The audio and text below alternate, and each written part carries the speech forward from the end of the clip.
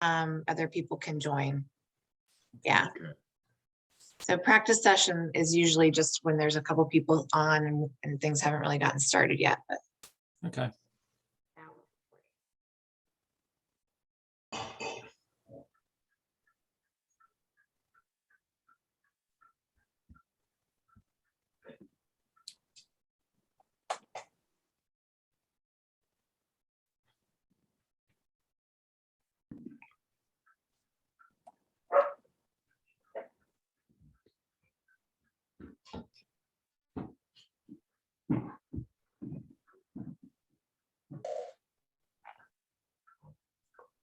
we have Gretchen yet? No.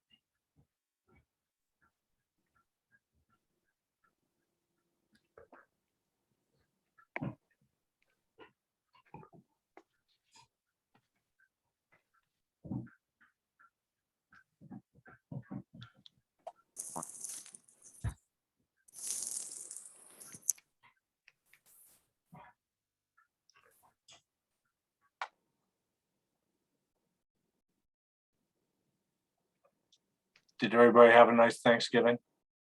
Yes, Yeah. thank you. Yeah. Beautiful day. Yes, it was.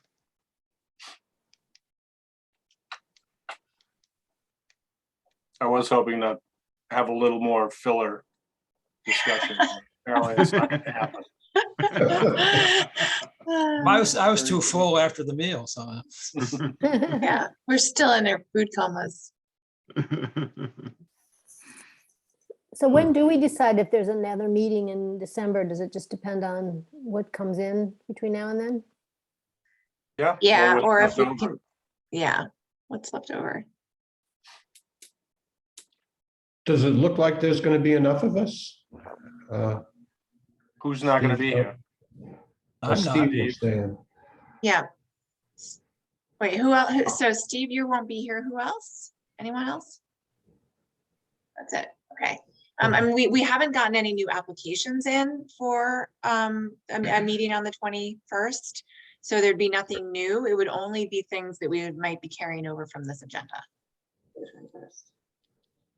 Now, if we have something to carry over to the next possible meeting, maybe we could ask them if they would want to continue it until the first meeting in January. Yeah. That might work just as well for them too. It's fine. That would be helpful. Yeah. I won't be at the first meeting in January either.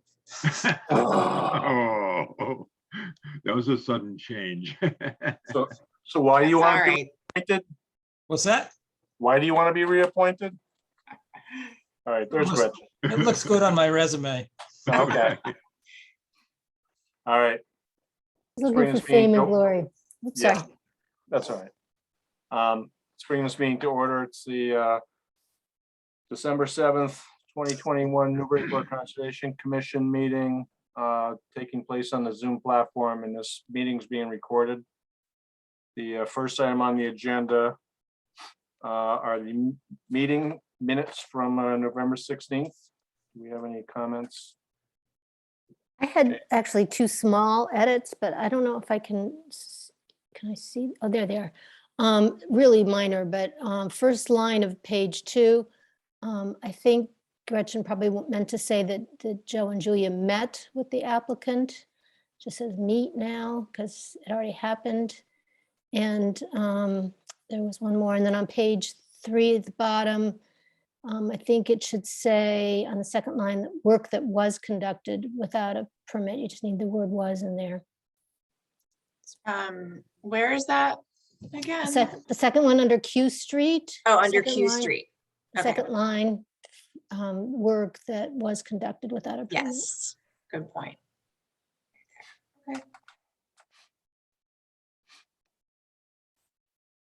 Okay, anybody else? Motion to approve as amended. Second, Roll call, Paul Healy, Yes. Steve Moore, yes. David Vine, Yes, Carol Wagon, Yes. and I vote yes. All right, old new business. Plum Island updates. Do we have Plum Island updates? The only Plum Island updates I have right now would be with regard to Reservation Terrace, which is nearing completion. The work out there is nearing completion, if not complete. It looked good on Monday morning. They were just finishing up some work on the remaining coir bags down at the very end towards 77th Street. But it looks like they've tied it up pretty well and things look pretty stable out there. I don't know if anyone else, someone sent some pictures. Was that you, Steve or David? I went out there a week or so ago and I don't think I sent any pictures, but it Somebody looked pretty for good. the resiliency committee did share some. Oh, okay, so okay. you'd Seen some other ones. I was out there Saturday. I was amazed at how much stone was out there. I significant. was too. Mhm. But it does seem much more stable. So at high tide, there's no beach anymore there, right? In that Yep. low area. Nope. Okay. One other Plum Island thing is we're in the midst of rewriting the beach management plan, an update of it, like a subcommittee through the Beach Alliance. And I don't know when, but it'll probably be coming to the Conservation Commission early next year. So just something to look for and get input on. Okay. Yep. All right. You have anything else? Okay. So next we're gonna have a short discussion on 251 Low Street from Minco. Yes.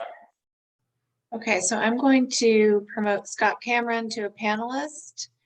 As well as Karen Palestrino. And let me know, raise your hand if there is anyone else here in the attendees list who is presenting on that Rich 251 Kirby, Low Street. Who? Rich Kirby and Galaxy Note 8. Okay. Okay. Okay. All right, so I don't have any materials, so I believe Scott Cameron will share his screen just for a moment. We'll have a few minutes to go over an informal discussion of this.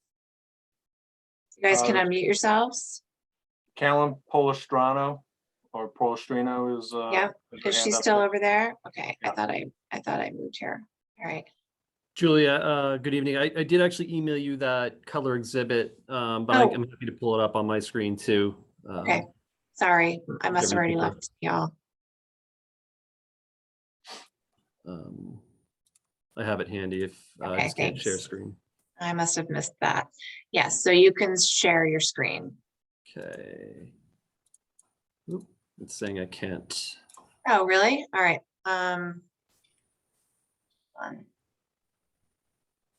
It should be all Yeah, I panelists. think you have to stop sharing first. Oh, okay, sorry. I'll stop sharing. Go ahead. At some point, we'll figure this all out. Jeez, Yeah. in like 2 years. One second. So good evening, everyone. For the record, my name is Scott Cameron with the Moore and Cameron Group. I am here on behalf of Minco Corporation. Rich Kirby from LEC Environmental is also here. If you have any questions, and I do appreciate a few minutes of your time to put this in front of you. You might be familiar with this property, which was the Hodges 2 site. We renewed in ORAD with you not too long ago, last year. This is fronting on Low Street. The majority of the front portion of the property is developed with parking, a small building, gravel, pretty intensely used. There's some stormwater management behind that. There's a drainage discharge from that comes into the property, the pretty crudely carved out and eroded channel, which feeds eventually back out to the wetland.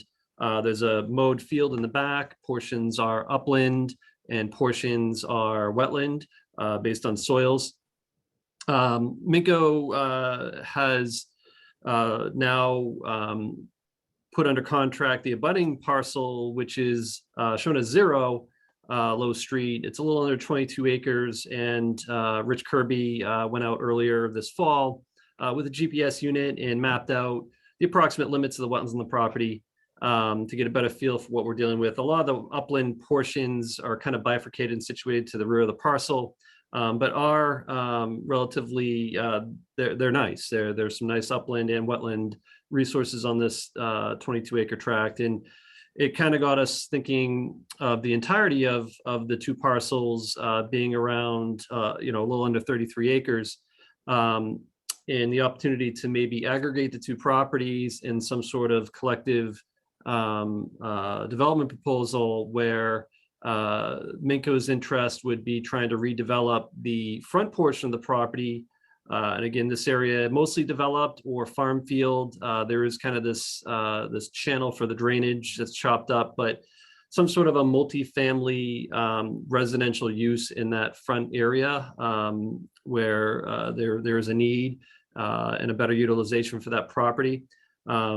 It would require some relief under the wetlands ordinance, notably the setback to the wetlands, the 25-foot, would likely also require a little bit of filling and replication of some of the finger-like projections and cleanup of this drainage ditch, which definitely falls under your jurisdiction. And in exchange for some of that flexibility under the wetlands ordinance, there is a potential of a fee donation of over 26 acres of land directly to the city as public open space, plus the potential for additional 4 to 5 acres, which could be under a CR on land that would remain as part of the development. The use is allowed by a special permit. There's a density restriction that would really dictate the footprint of the total land tract.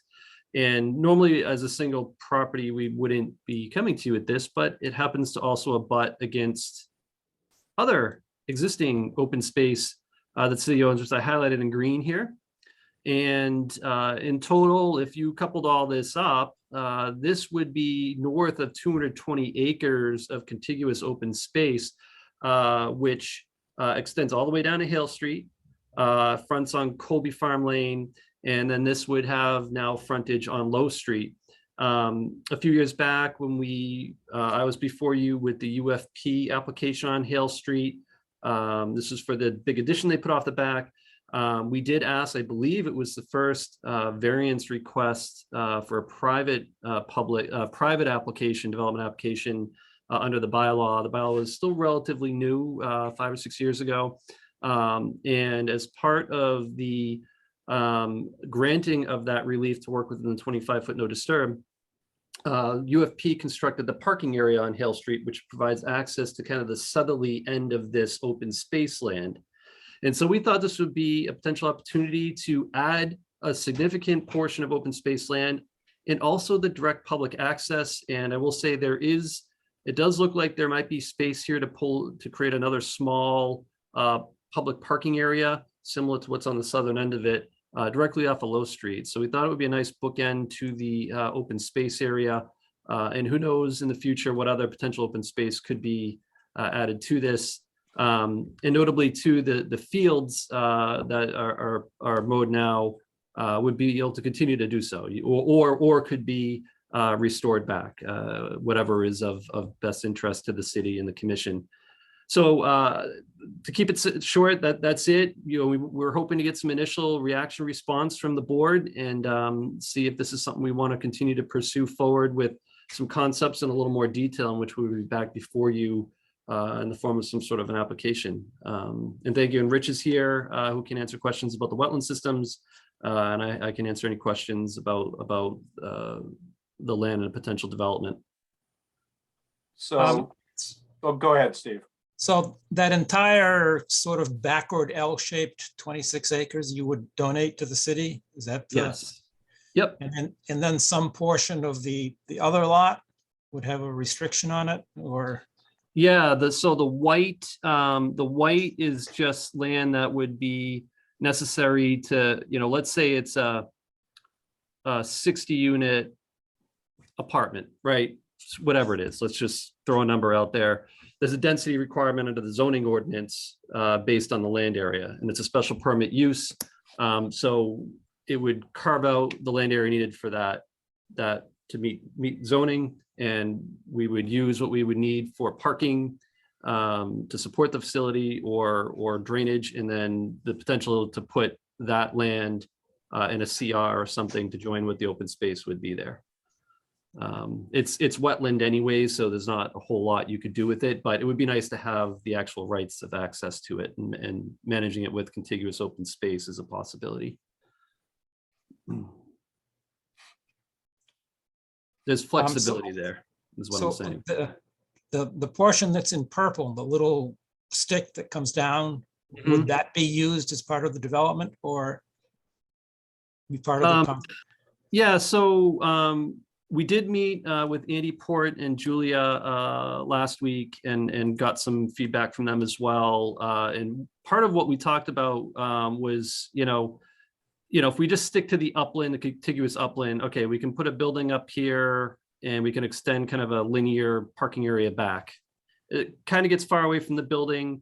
It fills in the field area here, kind of bifurcates this, or, you know, with some of there would be a little bit of a wetland filling and replication process to cross over this drainage channel, intermittent stream, but extend the parking across the frontage. So in reality, I think what you're looking at is, you know, if you did the work in the front with some wetland relocating, you wouldn't develop back here. This would remain open space. That would become white. Or if you didn't want to do that, that area in purple would become open space, would become developed area, and we wouldn't develop, you know, this side. If that makes sense. So I just marked out the area that was mostly the upland of that property. And I will note too, with the 20% max alteration within the 100-foot buffer, with the addition of all this land, there's no issues with that. So the only relief we would be looking for is the 25-foot no disturb. And I think.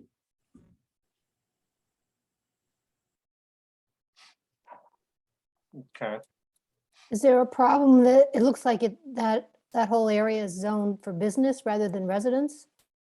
In the B1, multifamily residential is a special permit use. So we would require a special permit there.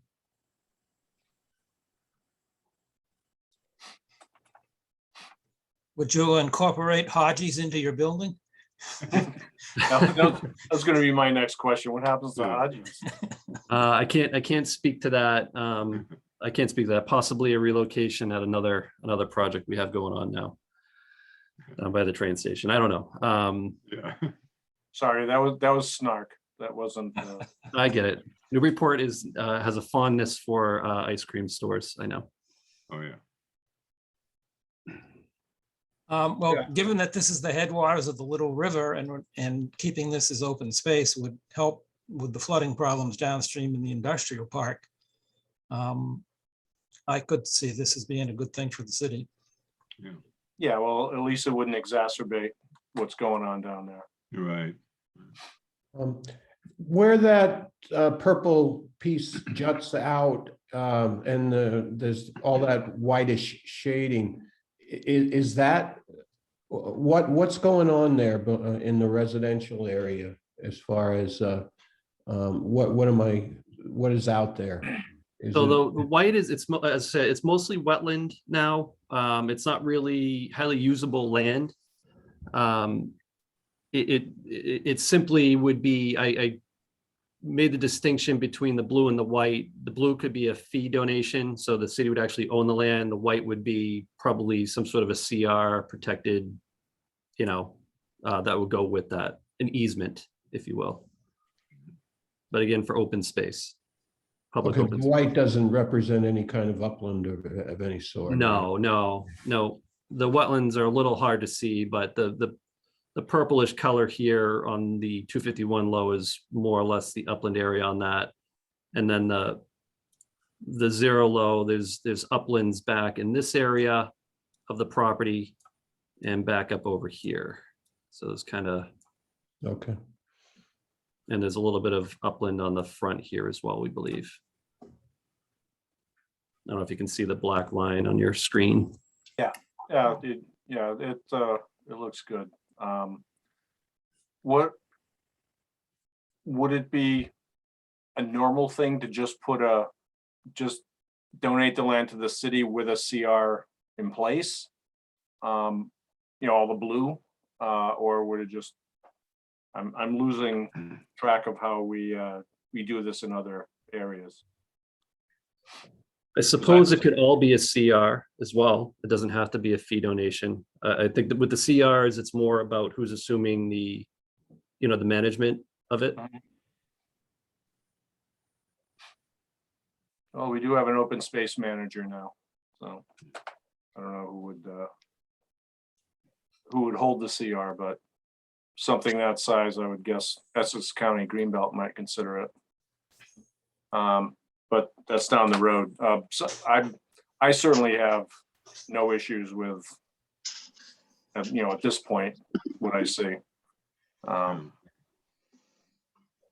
So that I've been wanting that Woodman property on the right to be get a CR for a long time. So that would be a good thing.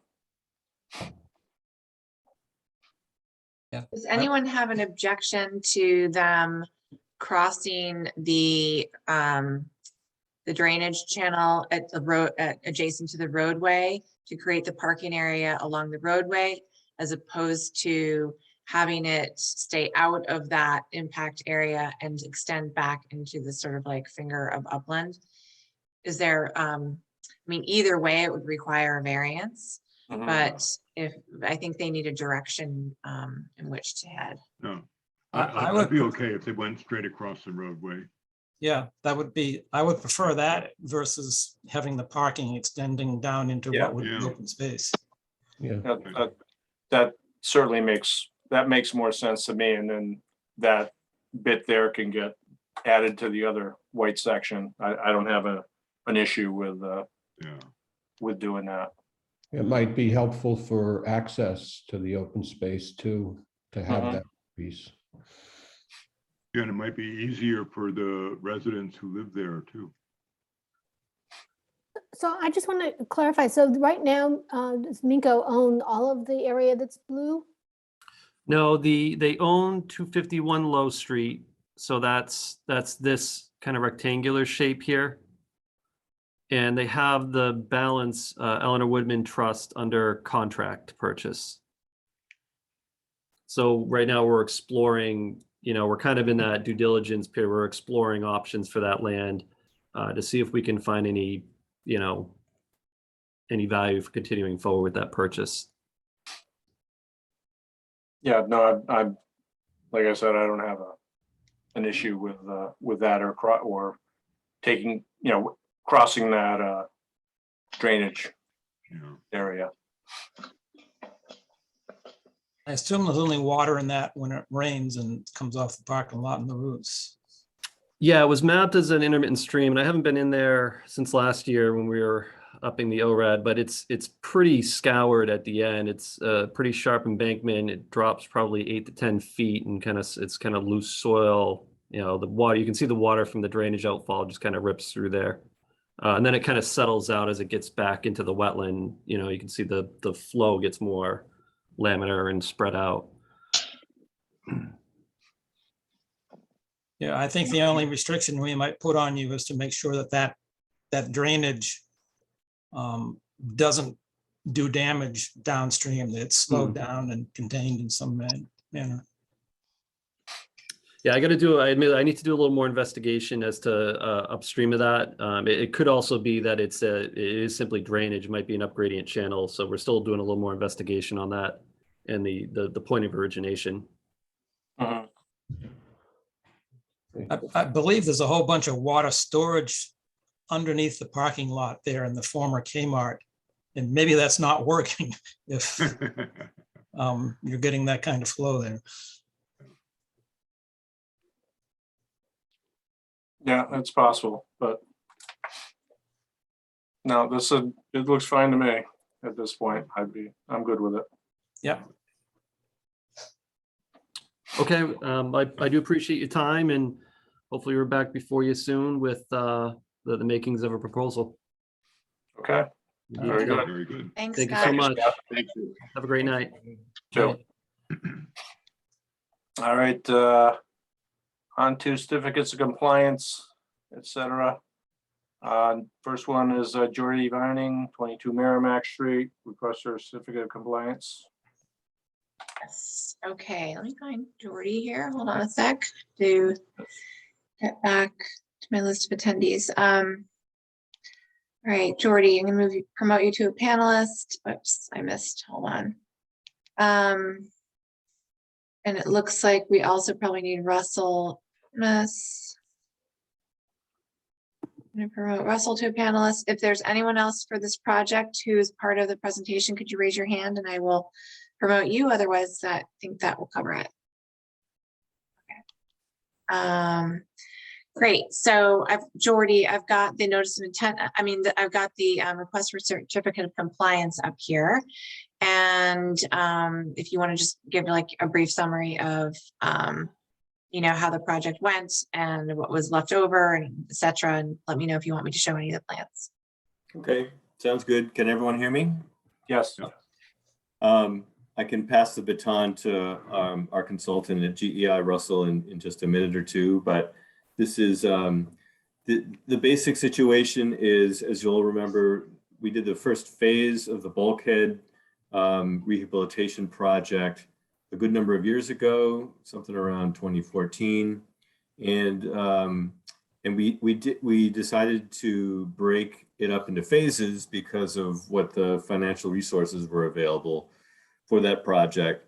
We got a fairly substantial Seaport Economic Council grant to support a piece of that, and then we held off on getting the certificate of compliance because every year we were hoping that the rest of the project would get done, and that didn't happen. So we are actually, as we'll be talking about a little bit later on your agenda, we're moving forward again with the engineering and slight modification of that project, the rest of that project.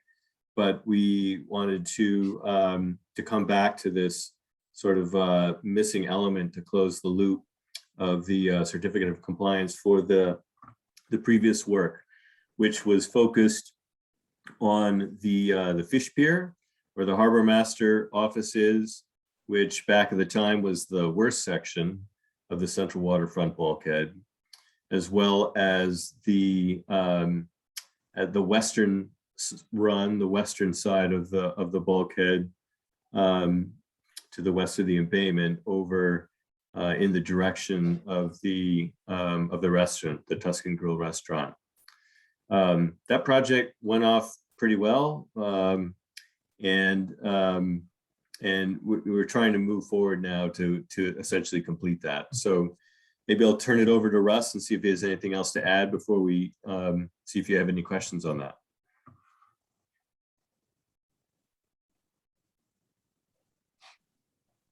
Sorry, just working out how to unmute myself. Yeah, I don't know if you want me to step through the plan so you can see clearly what we completed back in 2014 or not. This shows the area down by the fish pier. So the project was to add an FRP bulkhead outshore of the existing steel sheet pile bulkheads to protect them against any further corrosion. To stabilize the situation out there, really. So we completed what you can see on this screen here, which is the whole of the area down by the fish pier, all the way to the property line at the eastern limit. If you move to the next plan. So the other area which we also completed right next to the Harbour Master building, this has got the old Harbour Master building on there, actually, I think. There was an area with the bridge over the top. I'm not sure what I'm looking at the moment. Can you all still see the plans? No. No. Okay, something just happened with my screen. Just one sec. I'm gonna see if I can reshare. Not sure what happened there. It's not letting me. Hold on. Stop share. Okay, I'm gonna start over. Sorry about this, everybody. This happened last time. For some reason, can you all tell me what you can see right now? A lot of red. A red. Very red. A lot of red. Okay. Huh. Let me just see if I can clear something. It is not working. Julia, do you want us to just verbally talk through? Yes, would you please? That would be wonderful, Jordy, while I try to troubleshoot on my end over here. Just to Russ, keep you wanna step. keep going? Yeah. Yeah, just to keep stepping through from that eastern end from the fish pier, there's that little bridge crossing, which goes from the end of the boardwalk across to the fish pier itself.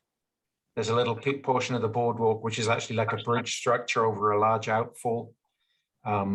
We also completed that area. There was a portion of stone revetment under there, and the city had had a history of sinkholes and things in the brick pavement and everything, just in the area inshore of that. So we added, it's actually concrete filled fabric, which has got like a filter to it as well. So it allows water to come and go through it, but it basically works as a new revetment over the top of the existing with built-in filters. That area was completed, but that was where we stopped at the eastern end. And then, as Geordie said, we actually did the western side where the tour boats are in front of the steel cells. We didn't quite make it as far as the restaurant because there is a portion of new bulkhead at that end, which we didn't need to touch, and we still don't need to touch. So we've encased that area on the west side as well with FRP sheets, same approach, and it's all backfilled with concrete behind it, which is actually attached by means of brackets to the steel cells as well. The other thing we did back in 2014, because the embayment bulkheads, there's that embayment which is about 1/3 to 1/2 of the way along the waterfront area there. Back in 2012, when we inspected that, the steel thicknesses were good. So we tried recoating that area. So we cleaned and recoated it. And that was done in 2014 as well.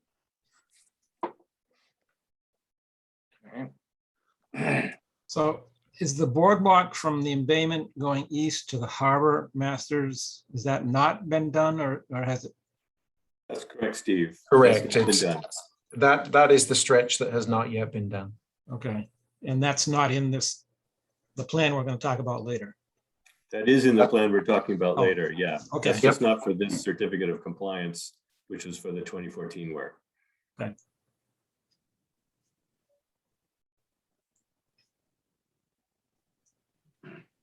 So nothing yet, Julie?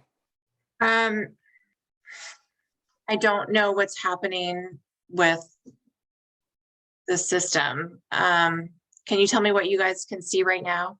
Just black, just Just the black. people's Okay. pictures. But in We see So- feeds. Somehow or other, every window that was open froze, won't open, won't close. Things, I can open new things, but when I open them, they won't close either. So, and all sorts of screens are opening up and closing on their own.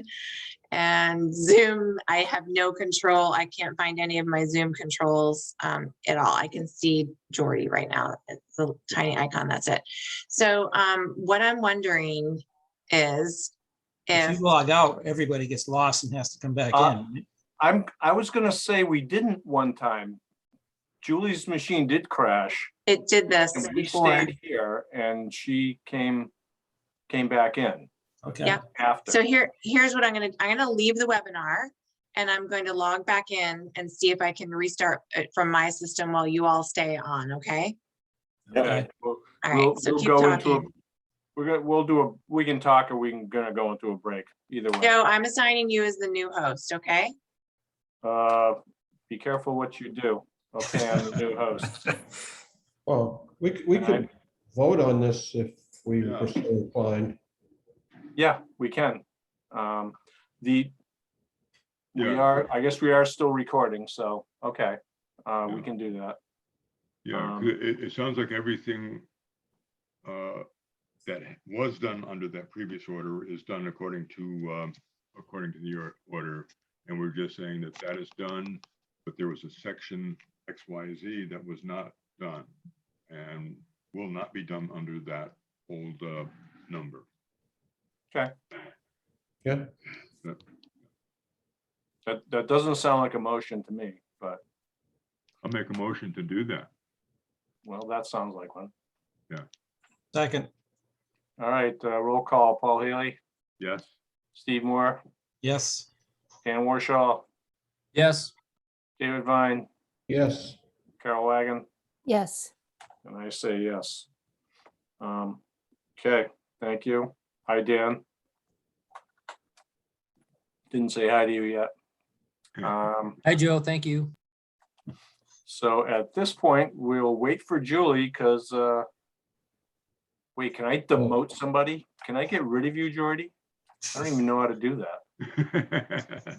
We can't get rid of Jordy. me if you Lucky, want. lucky I'll you. be, I'll be popping can back up. Jordy and- share the screen with us, to the images, so we can keep going, or? he Well, doesn't have it? we're done. Well, there's Julie. We're actually done with that. So we're gonna be going on to the other thing later. Oh. So Okay. let's see. Julie's back in. And All right. Hi, everybody. Sorry about that. I'm gonna try share.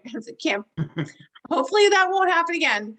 Yeah, I'm gonna make you host first, Julie. I'm gonna try to share my screen again, but before I do that, I need to pull up the files. So real quick,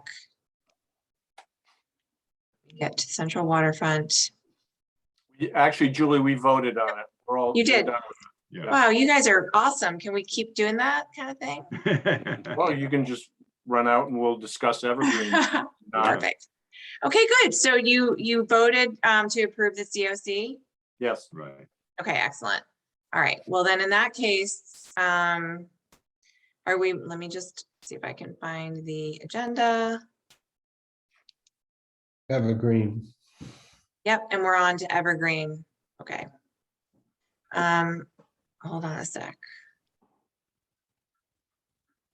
Now, I'm gonna share screen. Okay, can you see the agenda? Yep. Yeah. Yeah. All right, excellent. Okay, so moving on, I'm going to now get us onto Evergreen. I don't quite know where to start. So with this one, let's move the project team over to present. Looks like we've got Chip Hall's here. Lisa, Tom Hughes. Lisa, yep. Okay. And Tom. All right. And you might want And- to demote Jordy and Russell also, so we're not too. So we don't have too many. Okay.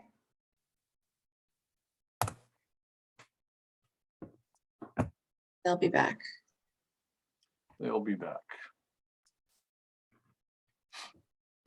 All right. So Tom and Lisa and Chip, I have a million files from you guys on this. And I just I had them all loaded up and ready to go and then got kicked out of the meeting. So I have to bring them all up again. Can you let me know where you'd like to start? Do you want to start with the CR? Would you like to start with the certificate of compliance request? And which documents would you like me to show first? Okay. Go ahead, Tom. Yeah, so I have a couple of them loaded up, the things that, Okay. that were updated from the last Okay. ones. If you want, I could just share a screen. Please do. I was thinking we start with the conservation restriction. So cannot start screen share while, oh, I need you to stop screen sharing. Yep. Here Okay. we go.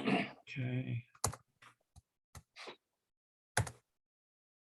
Funny, my computer does not ever malfunction while I'm doing a Zoom, only when I'm having a conservation commission meeting. Well, I think you may, sorry, let me just find the right stuff here. Okay, so we submitted a whole package. We went through it at the last meeting. The commission voted to authorize the CR to kind of move forward, but wanted more time with the baseline because we had just gotten that in.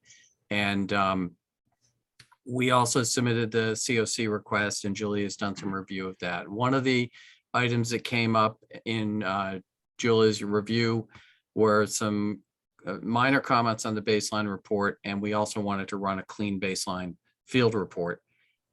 So let me just get quickly into what we did. This is a baseline documentation report. One of Julia's comments was that the landscape plan should be attached, and one of the things I wanted to point out is that it's in this list. It's right here, landscape sheet L0, and that's the one that lists all of the plants. It's also the one that's colored in with the different seed areas. So that is already in here. We can certainly attach anything else you want. The other thing I did in a version I sent over today is updated the date on the field report, and I ran the field report identical to what you've already seen, only documenting some of the encroachments that had occurred, and some of the minor remaining seating areas are all documented now. So, you know, going through our photo shoot, you know, here's there's a bound you can see right here, for example, right on the other side of the hydrant, and the next bound right up here. And you know, we went through this at the last meeting, but just to kind of show you, here's the entrance pathway, looks great. Pollinator meadow coming in great.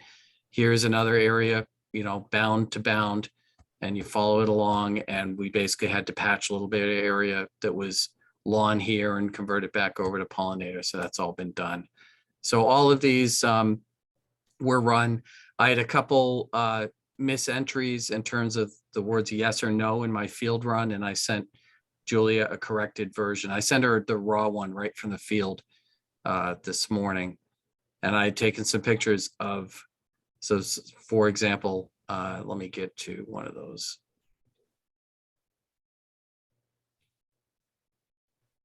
So in the report software that I built for this, and so for example, here's an encroachment that's been removed, and you can see there were timbers that were running alongside, they've been removed. So this now lines right up on the property line.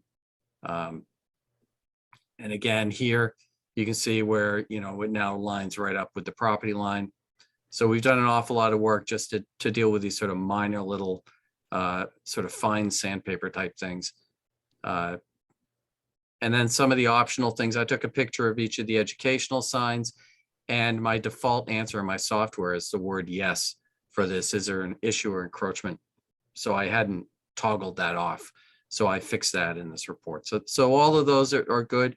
Everything's clean. A couple minor things that are more HOA things that Julia and I have talked about. And I think, if, unless the commission has any questions or thoughts, we'd ask you to approve the baseline and sign the CR. And ideally, I think Lisa had a time frame on that it needs to be done by. Thank you. Yeah, if I I just- could, thank you, Julia and Mr. Chair. For the record, Lisa Mead, Talon Acosta, 30 Green Street, on behalf of Evergreen Commons. So the City Council and the Planning Board have both approved the conservation restriction. And so once the baseline is approved, the commission approved it last time. So once the baseline is approved, it can be signed. And my goal is to get it signed this week. The mayor, I think Julia hopefully talked to the mayor and Richard Jones today. And we actually need wet signatures. So we need at least 4 of you to go in and sign the conservation restriction. I will then take it to, or have it delivered to EOEA. They will do a signature page, send it back to me. I'll get it recorded. Just so you know, we are going to provide security to the planning board to make sure that it gets recorded, and you all have a copy of that afterwards. So we've worked that out with the planning board. Okay, Lisa, can I just clarify that? Because it has to go through so many people. So I have a copy on my desk right now that it's not signed by anybody, but it has the Correct. Conservation Commission signature page. These guys can just come in and sign that signature page. That's all you need. It doesn't have to be the same document that's getting passed around to everybody, correct? Well, yeah, just that signature. But you do actually have the original Okay, approved copy. So you do, all of the signature pages will need to get attached to what you have. okay, got it. Right. So that means the sooner that the commissioners can come in and sign the original that I have, the better, because that is the one that then needs to go to everybody else. Right. And if you can, it would be great to have it signed by Thursday, because then I can have Chip sign it on Thursday and I can actually send it to EOEA on Friday. Okay. So the mayor is away until Thursday. I don't know if you knew that. She is but she'll be back on Thursday. So I have an appointment with her on Thursday morning and we'll take care of that. Great. That's great. Okay, so with that, I think what I would like to ask is if the commission would be willing to vote to approve this, unless you have any questions on it, that we get the CR kind of out of the way. I actually had one question and now I can't find it. There was one picture in your baseline report that showed like plastic along the going. I couldn't figure out why that was even there. Do you know what I'm talking about? You probably, I don't know. Are you talking about the, okay. I just couldn't understand why there was looked like a plastic bag almost. It was. Was this in the report that was sent today or in the last one? Oh gosh, I don't know. I've been looking at them as they've been coming in, but I don't remember which one.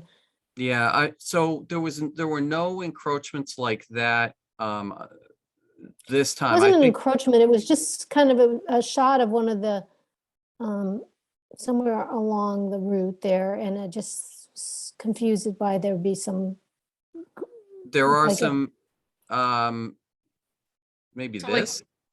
No. Oh yeah, maybe no. That's not it. No. No. Keep Okay. going. It's not a big deal. I just was confused about why there would be. Yeah, if I saw anything like that, it was documented and noted that it should be removed, or in fact, you just picked it up. Okay, so maybe it was in an earlier picture. It might have been Alright. in the earlier version. The other thing there may have been is a watering bag from True. all of the trees that were put in the open space had watering bags around them, Oh, maybe that's what it was. and it may have been a watering bag. I don't remember seeing anything like that. I did this today. Okay, all right. Sorry, that's fine. Okay. Okay. It just didn't seem like it belonged there. Yeah, no, That's it, and yeah. the whole purpose of these reports is going to be on an annual basis. The person making the report is going to document the condition of things, and then you know, if there's trash or the need for cleanup or, you know, an encroachment, those will all be noted and then recommendations made on how to rectify that and, you know, then work with the commission on the appropriate schedule for any issues that come up. The commission will be notified ahead of those inspections so that a member or representative from the commission can attend the site walk along with the HOA. So it'll be sort of like, there used to be this thing where the towns and cities had to walk the bounds of the community. It's kind of like that idea. Preambulation. Yeah, Yeah, that's, I haven't heard of one of those happening in a while, but Okay. Anybody else got questions? I'm all set. Thanks, yeah, okay. Then we get a motion. Is this to approve the baseline document? No. And sign the CR and vote to sign the CR. In one motion or two? I think you can do it all in one since you approved the content of the CR at the last meeting. Agreed. Okay, I'll make a motion to approve the baseline document and sign the CR. second, Roll call, Paul Healy, yes. Steve Moore, Yes, Dan Warshall, Yes. David Vine, Yes, Carol Wagon, Yes. and I vote yes. Okay. Thank you. All right. All Thank right, you. so then the next part of this is the certificate of compliance request, and Julia pointed out two things that were not in our COC request. One was the evidence of plaques installed in each garage, and what's been happening is we've been going along, we've been providing those at time of request of an occupancy from the city, and Jennifer from the planning office has been going out and physically looking at every plaque. She has done that on every single unit except one Gabourey, which is yet to get its occupancy. And we provided a photo of that plaque in that garage for one Gabourey. So I believe Jennifer was going to confirm with Julia that sort of to confirm the evidence that all those plaques were installed appropriately in the garages. The other thing she noted was there were required photographs, and we had provided all those baseline photos. But what I've done is provided you with a separate set of photo sheets. These were emailed in. So these show representative areas of the open space, aerials to kind of capture the whole site, and then each of the stormwater basins as required. So we provided those last bits. You know, this is a large site with a huge open space area, and it's been an awful lot of work, but I think overall this project meets or exceeds expectations, and we've tried to work with the city all along in terms of how this project laid out, how it went forward, and you know, we would be thrilled to have you guys vote to issue the certificate of compliance. I think you got a homeowner at one Gabourey that would appreciate that too. Motion to issue the certificate of compliance, Second, Roll call, Paul Healy, yes. Steve Moore, yes, Dan Warshall, Yes. David Vine, yes, Carol Wagon, Yes. I vote yes. Thank you very much. Yes, thank you very much. I'm going to be jumping ship from the meeting and back in time, hopefully for 25 base, and I have to run over to the Newbury meeting for a few minutes. so how many years has it been? Well, we started the permitting in 2017 is when we started the original permitting. Well, and we did the ORAD work starting in 16, right? Right, ORAD in 16, permitting in 17, and then actual construction started in 18. The permits weren't issued fully until 18. Right. We did reconnaissance on a golf cart, and I nearly killed a couple of the principals trying to play golf. I have no business playing golf if it doesn't involve a windmill. Right. So, Here you go. Julia, I'll pick up the certificate of compliance too, also on Thursday, if that's possible, so I can take care of getting that recorded. Sure, I'll get them both ready for you by Thursday, assuming that the mayor can sign it. Yep, when we I meet got on you. Thursday. Okay. Thank you very much, guys. Okay. All right. So, Thank you. Julia, you'd like us to come in tomorrow to sign those? Yeah, so I will have this, it's in a purple folder. I'll put it on the planning office. I'll be in tomorrow, but I'll put it on the planning office counter in case I'm sort of out of the office or Right. busy or whatever. And I'll have a sticky on the signature page. Whoever can come in tomorrow, I need at least 4 of you tomorrow to come in and sign it, if that's possible. Okay. Yeah, so- at so any would time that- would between that be there 8 about a.m. and- 8:39? Yeah, I won't be in yet. I won't be in until 10:30, but Diane in our office will be there, or Jennifer, and they will know where it is. It's in a purple, you can tell them it's in the purple folder on my desk, which they know it's right there. They can give it to you to sign. They'll be there at 8 a.m. tomorrow. Oh, okay. So that would be wonderful. Thank you, Paul, and anyone else who can come in. Yeah, I'll be there tomorrow. Awesome. I can come in too, Julie. Yes, I can be there. Great. Thanks, Great. everyone. No, sounds like we got Well, 4. thank you very much, everybody. It's been a pleasure working with you. Same here. Thank you. Thank you. Bye. All right. Okay, now I'm going to share my screen again. Oh, boy. Let's just keep our fingers crossed. This was the There it photo, actually, this is one of the plaques in one of the garages. Oh. So you can see they've got it pretty clearly, right as you walk from people's garages into their house, that's where they are. But let's go back to our agenda. And now we're moving on to Spofford Stroll. I guess we need to open the public hearing, so I'll leave it to you guys. Okay. All right, get a motion to open the public hearing. So moved. Second. Roll call, Paul Healy, Yes. Steve Moore, Yes. Jan Warshall, Yes. David Vine, Yes, Carol Wagon. Yes.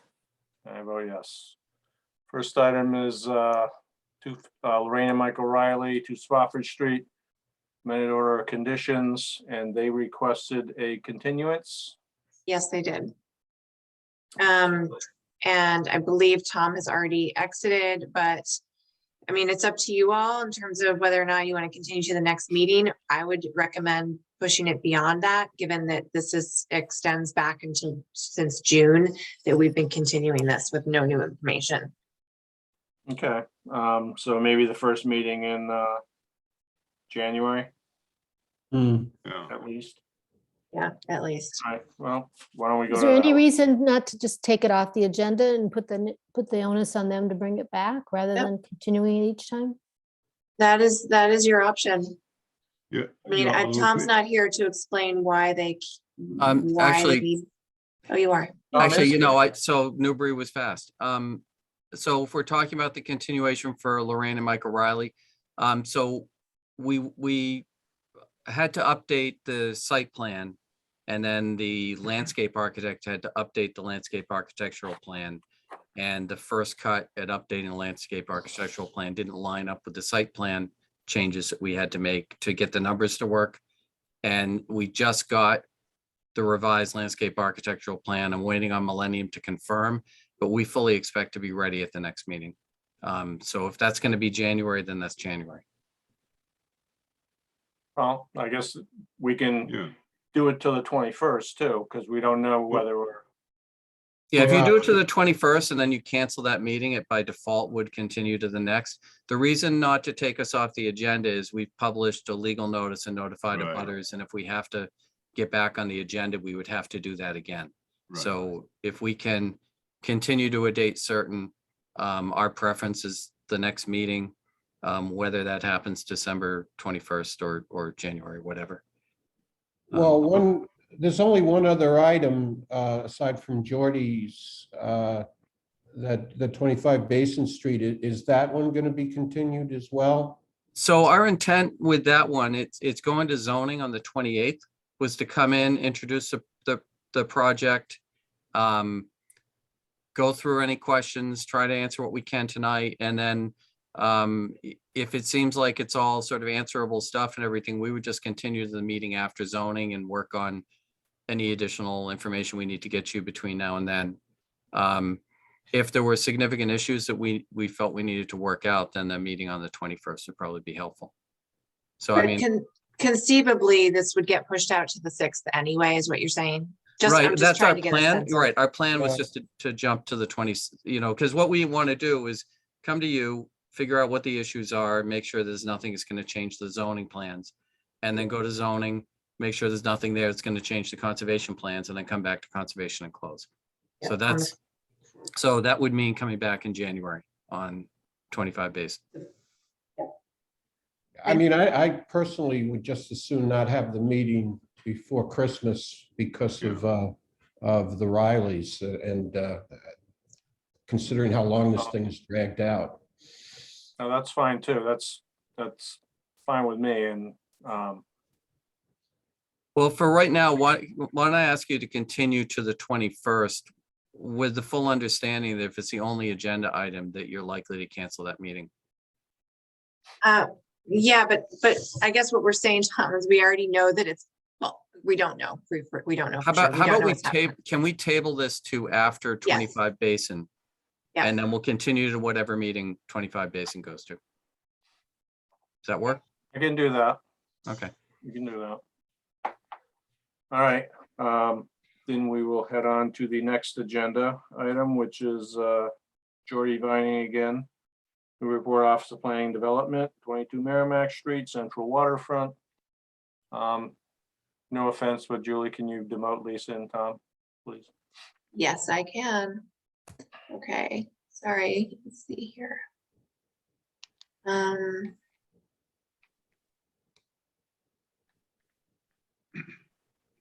Right. So now we need Jordy back and Russell. So let me get these guys. Hold on a sec here. Like a moving target over in this attendees list. So just get everybody in the right spot. Okay. So hopefully that worked, that Jordy and Russell will now be back over as panelists. So Jordy's Jordy here. and Russell. Okay, great. So I'm going to move to showing, can you all see the Central Waterfront Bulkhead and Piles Project Phase 2? Yes. Okay, great. So now Jordy and Russell, I'm going to leave it to you and fingers crossed that the same thing doesn't happen again. Right. Sorry about All right. that. Maybe we'll do something similar. I'll just give a quick sort of 1 minute overview and then turn it over to Russell for some more of the specifics. So we talked a little bit about the phasing of this overall project to try to rehabilitate this old bulkhead, which was originally installed in, I believe, 1977. So we did the transportation dock over there on the west, as we talked about, as well as the fish pier area, and the portion directly adjacent to the Tuscan Grill restaurant and the boat ramp has a bulkhead that's maybe almost 20 years old, but is in good shape, steel bulkhead that we replaced when we reconstructed the boardwalk a couple decades ago. So we did that part that the cursor is moving on. And at the time, we considered, based on inspections, the embayment area to actually be in the least damaged condition. And Russell was talking about doing the coating and sort of more minor repairs. It turns out after the more recent inspection that the embayment area is actually now on our watch list for being, having considerable more concern about structural impacts on that particular bulkhead. It's of a different construction. Julie's just pulled up the different photo here, but the driven sheet piles here are unlike the rest of the bulkhead along the river, which are great big circular cells filled with fill, earth, providing the structural stability. These are the driven sheet piles, and they have some tie rods that are go back underneath the boardwalk in the soil back there, attached to a so-called dead men. And we are finding that some of those structural rod connections are starting to disappear. They have bolts on the face of the sheet pile, and several of them have corroded and disappeared. Paul, the harbor master, is now inspecting these every 3 months to make sure we don't lose any more and have to do sort of a more emergency operation to try to sort of secure those back in. But so the basic story is that we need to do the same thing in the abatement as we've been planning to do on the rest of the boardwalk, which is driving the new FRP sheets in outside of the existing steel bulkhead, and then putting the infill of concrete. This photo shows, you can see on the left-hand side of the screen there, some missing bolts and the corrosion pattern as water is seeping through there. We want to avoid losing all these, because then theoretically the sheet piles will start to be vulnerable to peeling away. And then here's a picture of some of the weep holes which have opened up, and we're losing the material that is back there. Excuse me, this has all happened since you coated it like 7 years ago? Is that correct? That's right. Yeah, 7 years ago, there wasn't any sign that was observable of the tie rods having issues. And the weep holes were all widening, but they've certainly gotten considerably wider since then. So the project is essentially, and then I'll turn it over to Russell, but the project is essentially to complete what we were originally planning, which was the FRP sheets and the concrete infill along the sort of eastern run, east of the embayment, but also to do a similar treatment here in the embayment. And we're also looking, after a lot of internal discussion, to raise that the elevation of that bulkhead several feet higher in anticipation of sea level rise, so that it goes up approximately to the height of those timber curbs, those timber curb benches, which are along the edge of the boardwalk. There's a lot of discussion about whether they should go lower or higher. Higher was not something desirable from the perspective of particularly the Waterfront Trust, which owns and controls the bulkhead and the boardwalk and so forth, because of the impact on people using the boardwalk and having an edge of basically a concrete wall along the water's edge there. At a certain point, the whole boardwalk is going to have to be reconstructed and elevated above its current grade. We rebuilt it 20 years ago, and few of us were thinking about sea level rise concerns at that point. The thought is at this point that the boardwalk has probably a good 20 more years left in it, and it's going to cost a couple of $1 million it cost about $2 million 20 years ago to do this project. It's going to cost a couple $1 million to elevate that boardwalk. So, like in many different things, we need to phase this work and do what really needs to be attended to now, and shift some of this other work off into the future. But we are looking to raise the elevation of the concrete seawall there, and we will have a number of different options as the years start to go by as to how best to protect the boardwalk and the park from flooding. So maybe with that, I'll turn it over to Russ to sort of walk through some more of the details. Thank you. So yeah, just for clarification to your question, Dave, about the deterioration, we did coat the bulkhead. You can see the sheets here. The one piece of coating that seems to have stayed, we put on, seems to be the lower piece. But we have lost the heads of, I think it's 9 of the bolts. There's probably a total of about 10 10 times that number in that embayment. So it's between 5 and 10% of the bolts we've lost the heads from, it, like that photo showed. And there was secure the sheets back to the tieback system in the ground. Yeah, a lot of mysteries out there over the years. Yep. The other more severe corrosion holes that you saw were actually on the steel cells.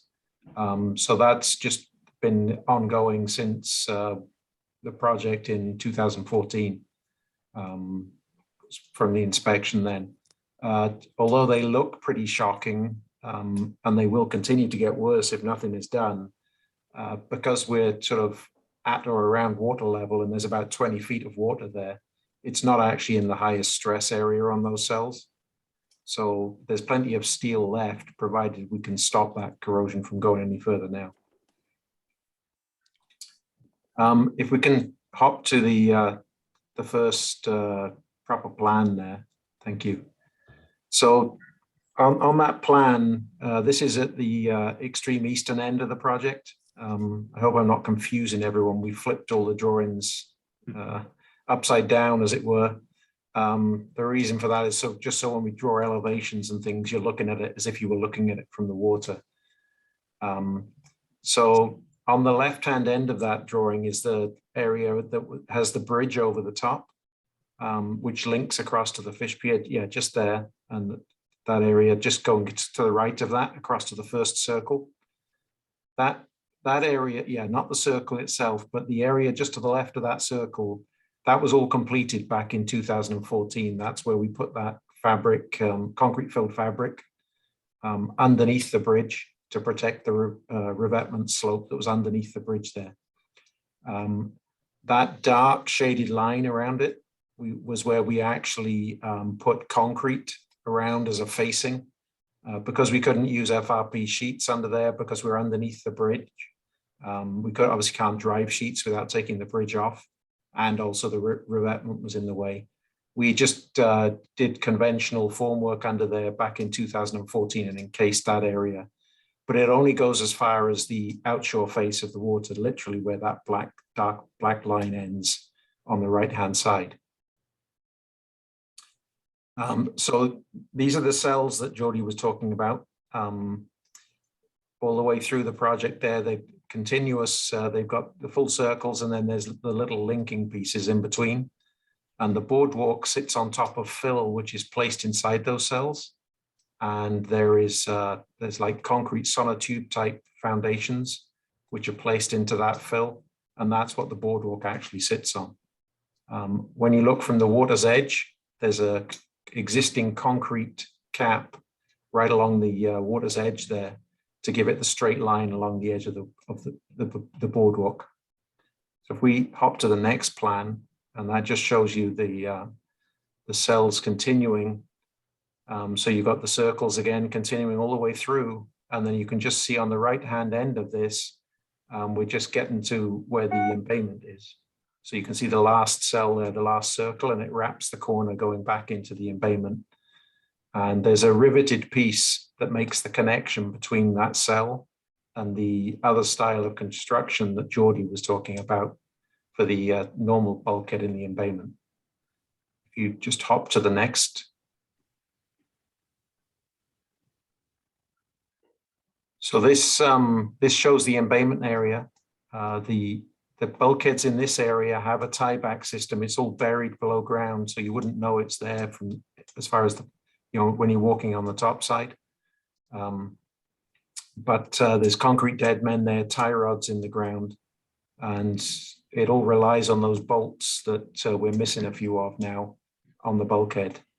The other thing that was done with this, because the entire site has relatively shallow rock, you see those dashed lines going across the embayment there.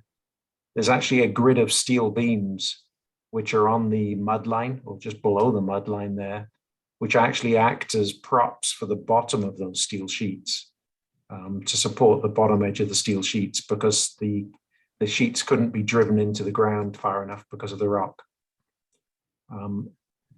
At the right-hand edge of the embayment is where we actually got to last time Just go to the edge, that's it. So just right there, that's the existing concrete cap that, and the FRP sheets that were installed back in 2014.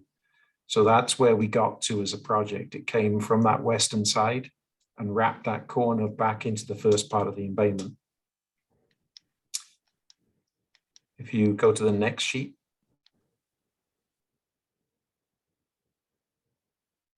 So this is along the western end, which was actually the area that was done with FRP sheets last time. You can see that elevation down the bottom, how the FRP sheets were driven down to rock each time.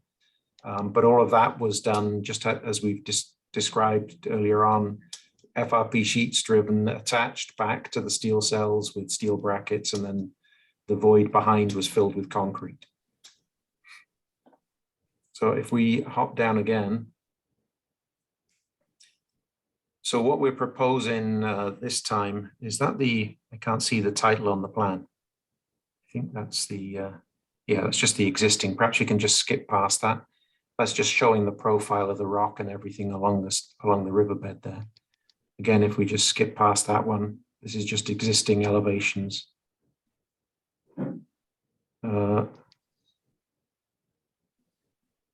Right. I think we skipped too many somewhere. Oh.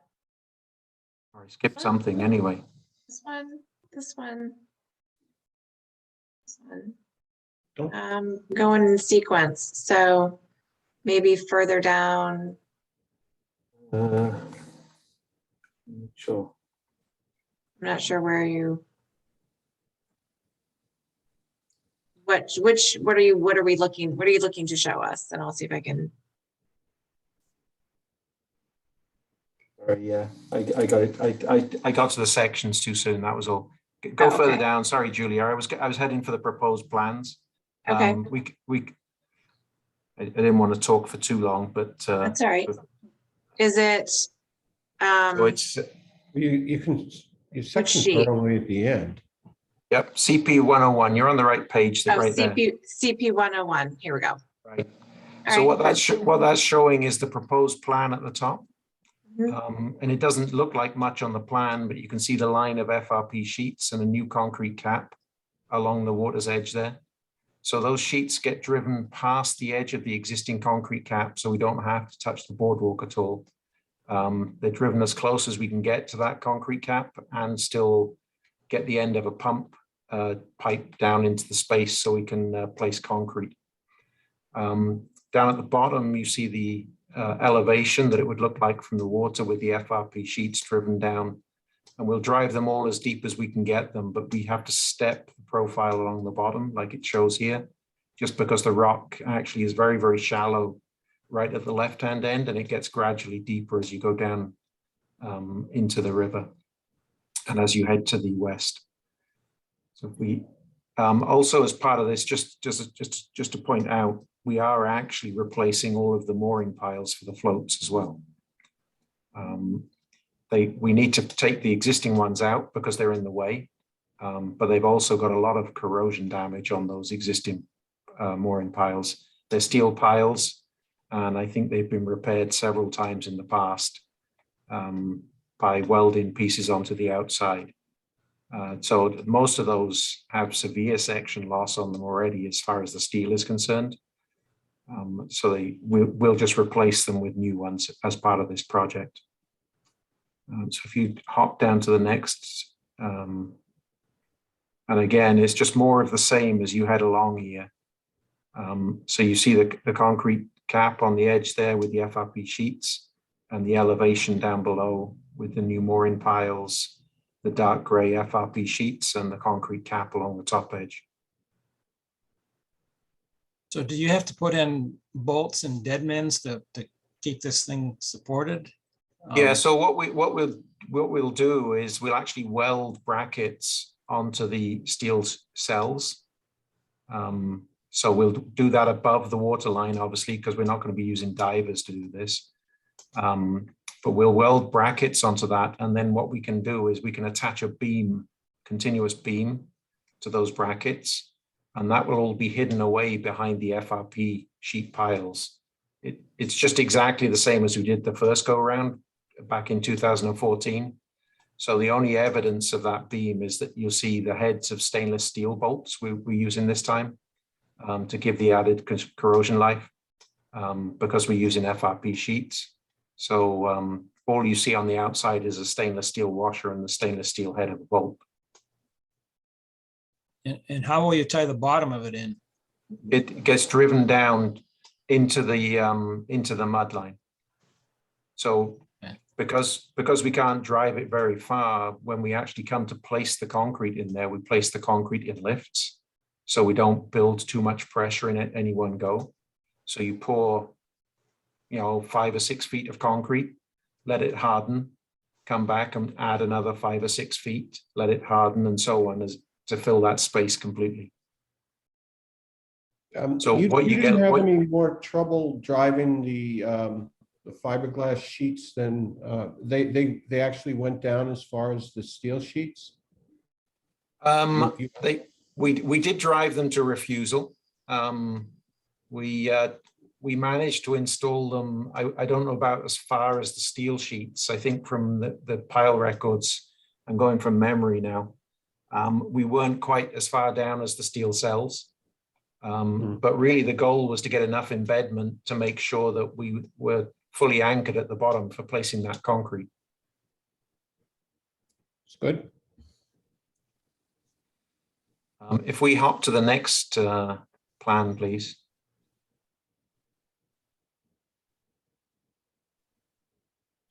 So this is the embayment area now, and what we're actually proposing to do is do the same treatment or similar treatment around the embayment.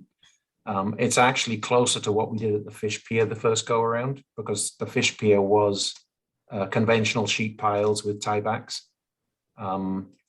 So this go around, we're proposing to actually put FRP sheet piles and the concrete fill around the embayment. Before we do that, we plan to actually repair those missing bolts. We're going to need to do that by cutting a hole in the bulkhead to attach something to the beam that's behind. And then we'll weld a patch on it again. And again, you won't know we were in there doing that afterwards because we'll have the FRP and the concrete on the outside when we get done. But we will restore those connections prior to actually doing the encasement. Is that the same thing you did at the fish pier part? You actually chased the tiebacks, or is this? We didn't need to down at the fish pier. The tiebacks, they were actually rock anchors down there. So the rock anchors themselves actually came through to the face of the bulkhead. So we just encapsulated all of that in the concrete at the fish pier. So this shows the proposed FRP sheets coming around, and they just butt onto the end of what we did last time, and we'll make a connection between the FRP.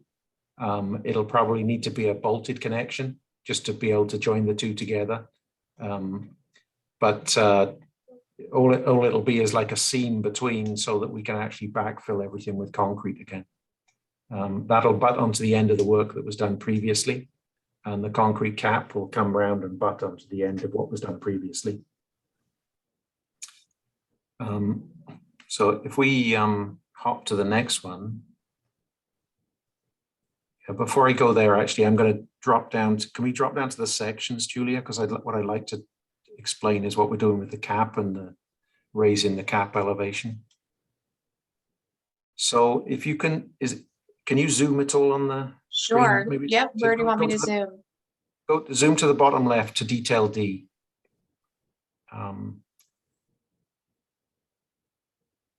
Okay, so this is actually on the western side. So what you're looking at as a cross section there, you've got the mooring pile with the pointed cap on the top. And then as you work your way to the left on this, there's a brace that takes you back across. And then you see the area that's not filled in gray right below that. No, right there. Yep, that's the existing concrete cap that we put on top of the FRP sheets that were installed back in 2014. So that cap is actually attached to the cap of the on the steel cells, which is, I wish I could point. Here? Well, start at the very top, actually. Yep. Okay, so go up one, see where the X is in that rectangle? Yes, here? No, Or here? no, just in Here. there, yeah. That's the timber curb slash Oh, timber bench Mhm. that Geordie was talking about, Mhm. that you could see in the photo.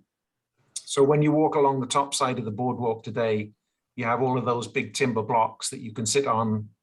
They sort of act like a combination rail, bench, a curb, whatever you want to call it. And the funny little piece that's sticking up is the attachment that exists or used to exist to the mooring piles when this project was originally constructed. And there's a timber rail, which is the extra little rectangle that's sitting on the top there. So that's how we left the project in 2014. So there's a connection between the new cap, which we put in, and then you just, yep, that one there, and then go slightly left. See where that black, yeah, that's it. That's the existing concrete cap on top of the steel cells that was predated the project that we had. So that was already there. Oops. Sorry.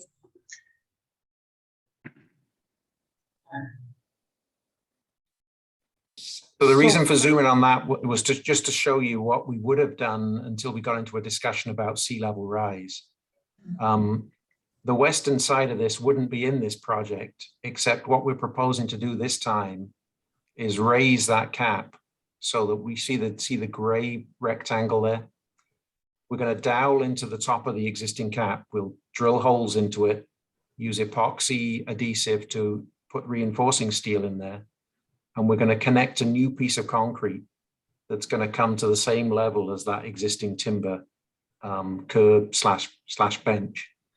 And just to hide away the, oops, because I'm sitting still. Just to hide away the top of the concrete and improve the appearance of it, we'll put a 2x12 timber on the top of that or some similar treatment, so it's not obviously concrete in your face. When you're up on the boardwalk, it'll still give that timber look to everything. That's how we're proposing to modify the existing cap, which we put in 2014. And obviously for the You're new, saying that you're raising the height of the, well, the cap or the bulkhead, but you're really keeping it the same height as the timber cap that's running at the top, the seat or whatever you want to call it. yeah, we're not going any higher than that. What we did is highest astronomical tide today is about elevation 6.1 on NAVD datum.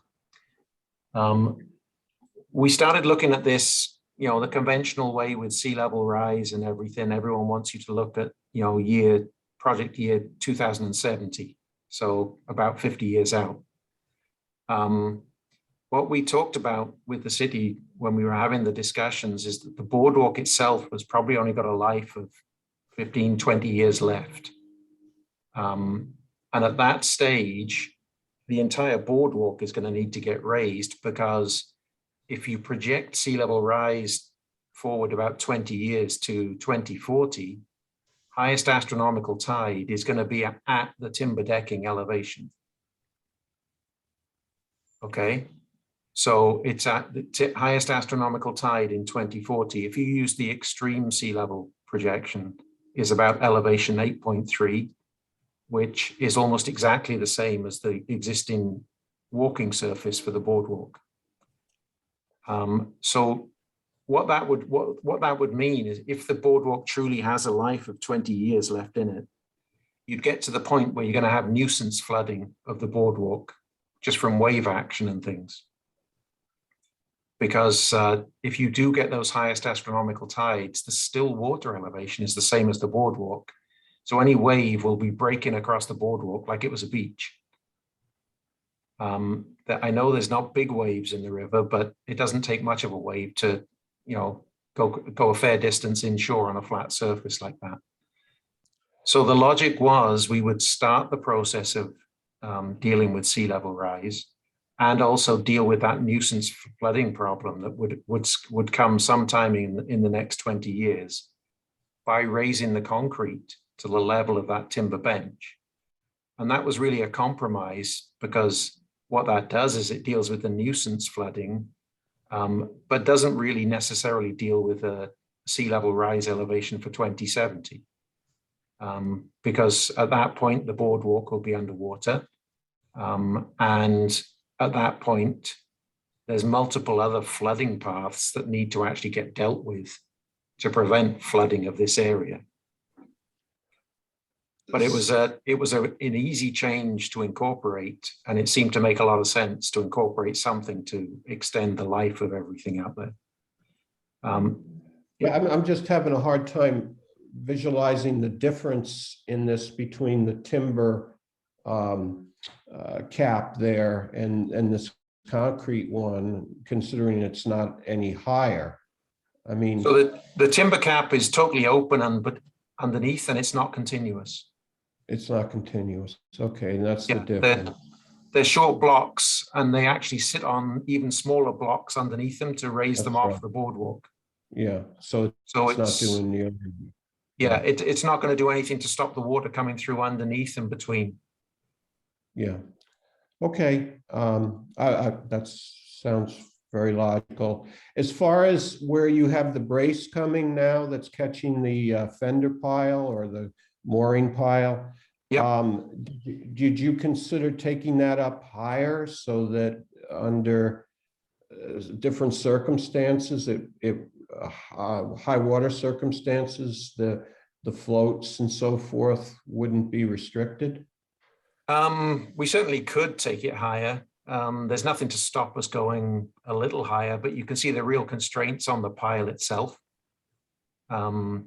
So we'd have to put in this particular location. These piles already exist. They're already installed because they were installed in 2014. Yeah. So there's a limit to what we can do as modification, but it's a good point as far as the areas which we haven't touched yet are concerned. And it was actually raised, I think, by several people about trying to raise those brackets higher still.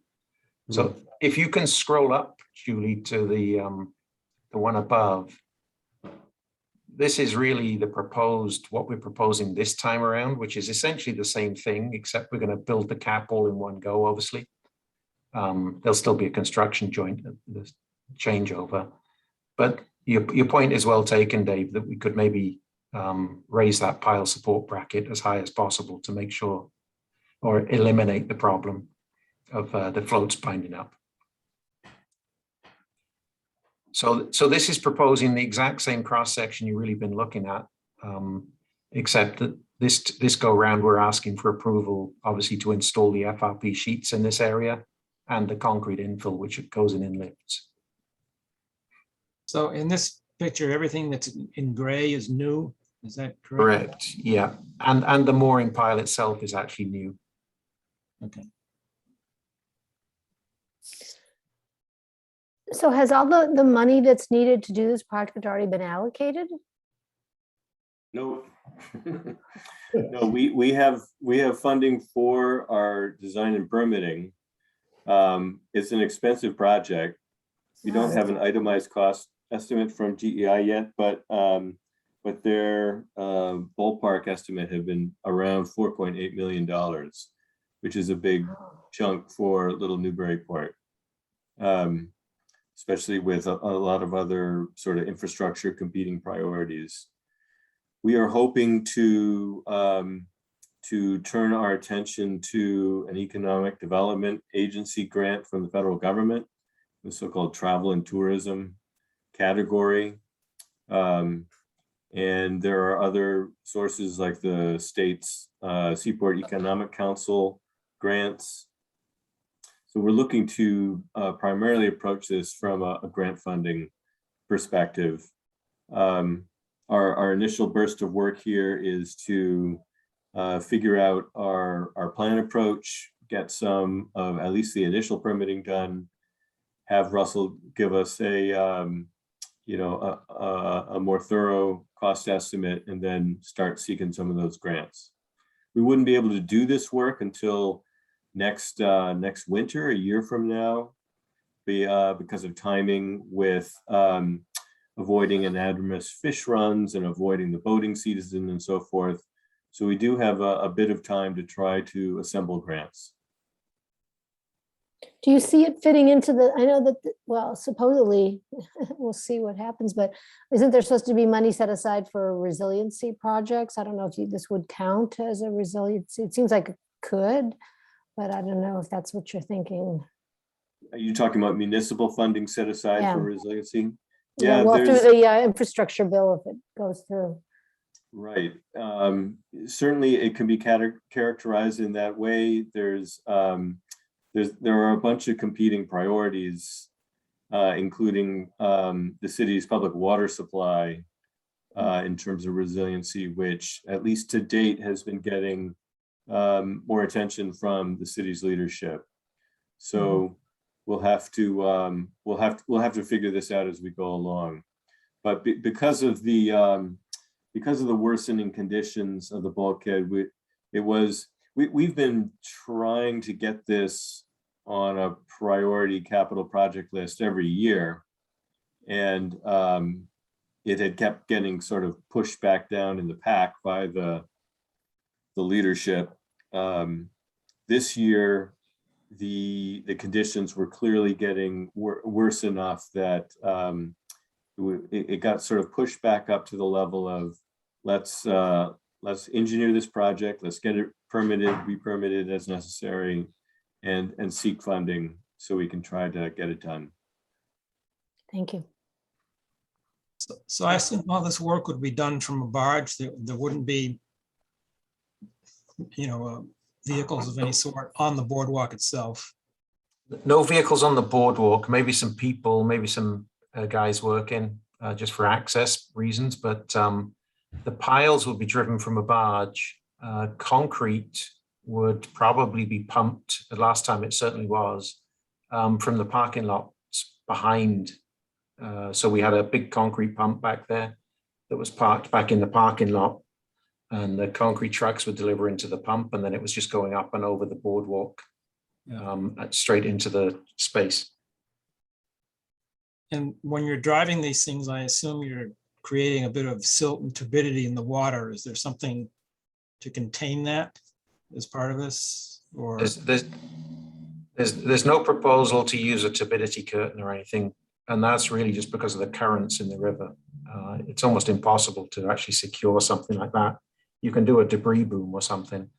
There's not actually that much driving depth when it comes right down to it in terms of installing these, because we're only going that short distance into the mud line down below. As you were explaining the construction, I'm wondering, is the boardwalk going to be shut down for periods of time, or how is that? I'm not sure how it worked out last time, but is the boardwalk not going to be used by the public for periods of time? So last time when we were driving the sheet piles, we closed off part of the width just to keep people away from the pile driving along the edge. I mean, everything is actually going on outshore of the boardwalk, but we didn't want anyone getting too close to the operation. When the concrete is going in and they're pumping overhead, we were closing the boardwalk for the area where they were pumping over people's heads, or would have been pumping over people's heads. So that's relatively short duration. It's the pile driving last time, I want to say that was over a period of about 3 to 4 months. So there is a sort of a moving zone of work where we reduced the width, but the concrete actually was relatively fast relative to that. And they were maybe doing concrete placement a couple of times a week.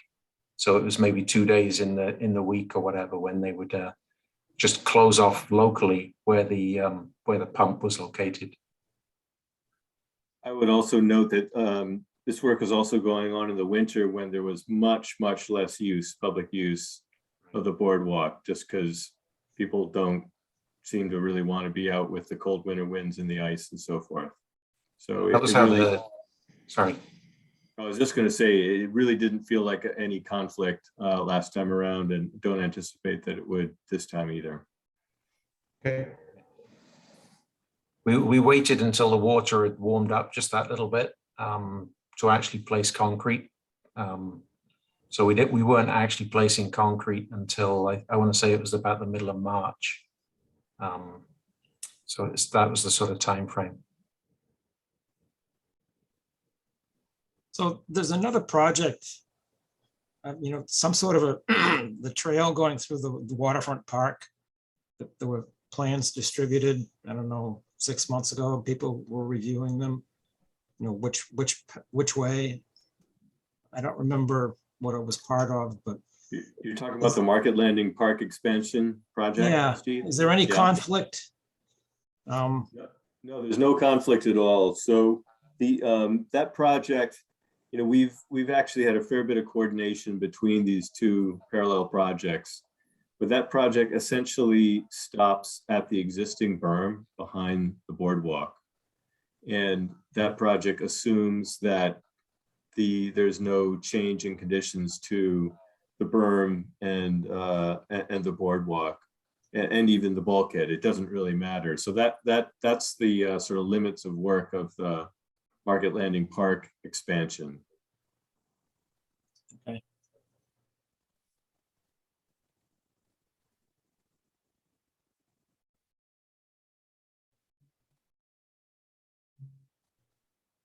Let me unmute myself.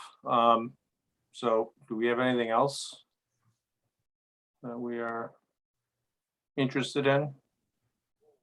Well, I'm going to rely on David to ask he already has the questions about this, because this is way out of my knowledge. Yeah, that's and pretty the much it. only thing I was gonna ask is, do you have a DPW number or DEP number? Yes, there is a DEP number. They got that. It's 051-1055. And no, Okay, so there were no that's not- DEP comments. That's not a hang up here and no comments. No, I mean, it seems like you're doing just like you did before, except a couple modifications and apparently a couple improvements. Yeah. Yeah.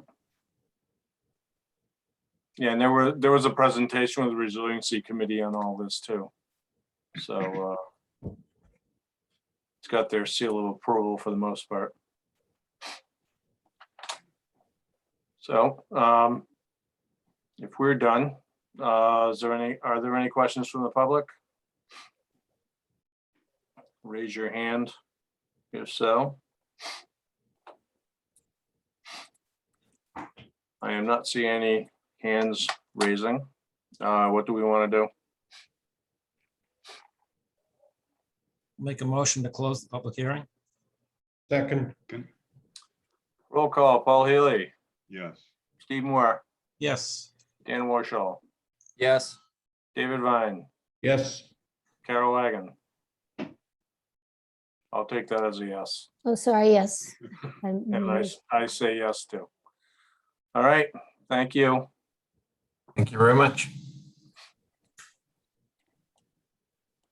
All right, next item on the agenda is Ferdinand Benedetti Jr. and Mary Ellen Ellers, 25 Basin Street, notice of intent. Okay, Thanks a lot. I'm going to sign off just as you transition to your next project. thanks, All right, thank you, Jordy. All right, talk to you all later. Great. All right, so on this one, Tom is here, promote to panelist. I'm assuming Lisa also be promoted to panelist, and Fred Venditti.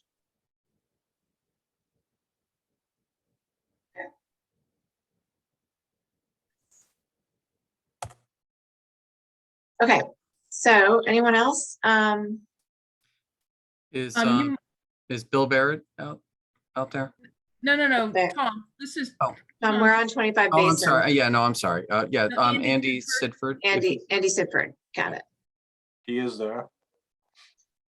Voting you all to panelists. Okay, Okay. hopefully that works. And Tom, you can let me know how to go through these sheets, okay? Yeah, if you'd like, I've got a presentation file where I just deleted a lot of the paperwork parts of it. Okay. Go for it. Okay. All right, here we go, share.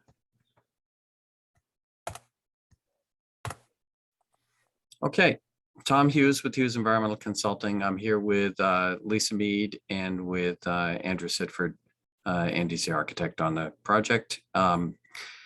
So I'm here on behalf of Fred Vendetti and Mary Ellen Ellers, and they have this property at 25 Basin Street. I think the commission's somewhat familiar with it, where they had some landscaping gone awry a few years back, and they did a restoration plan working with you guys on that. So they are looking to retire into their home here. They currently split their time between New York and here, where Fred works.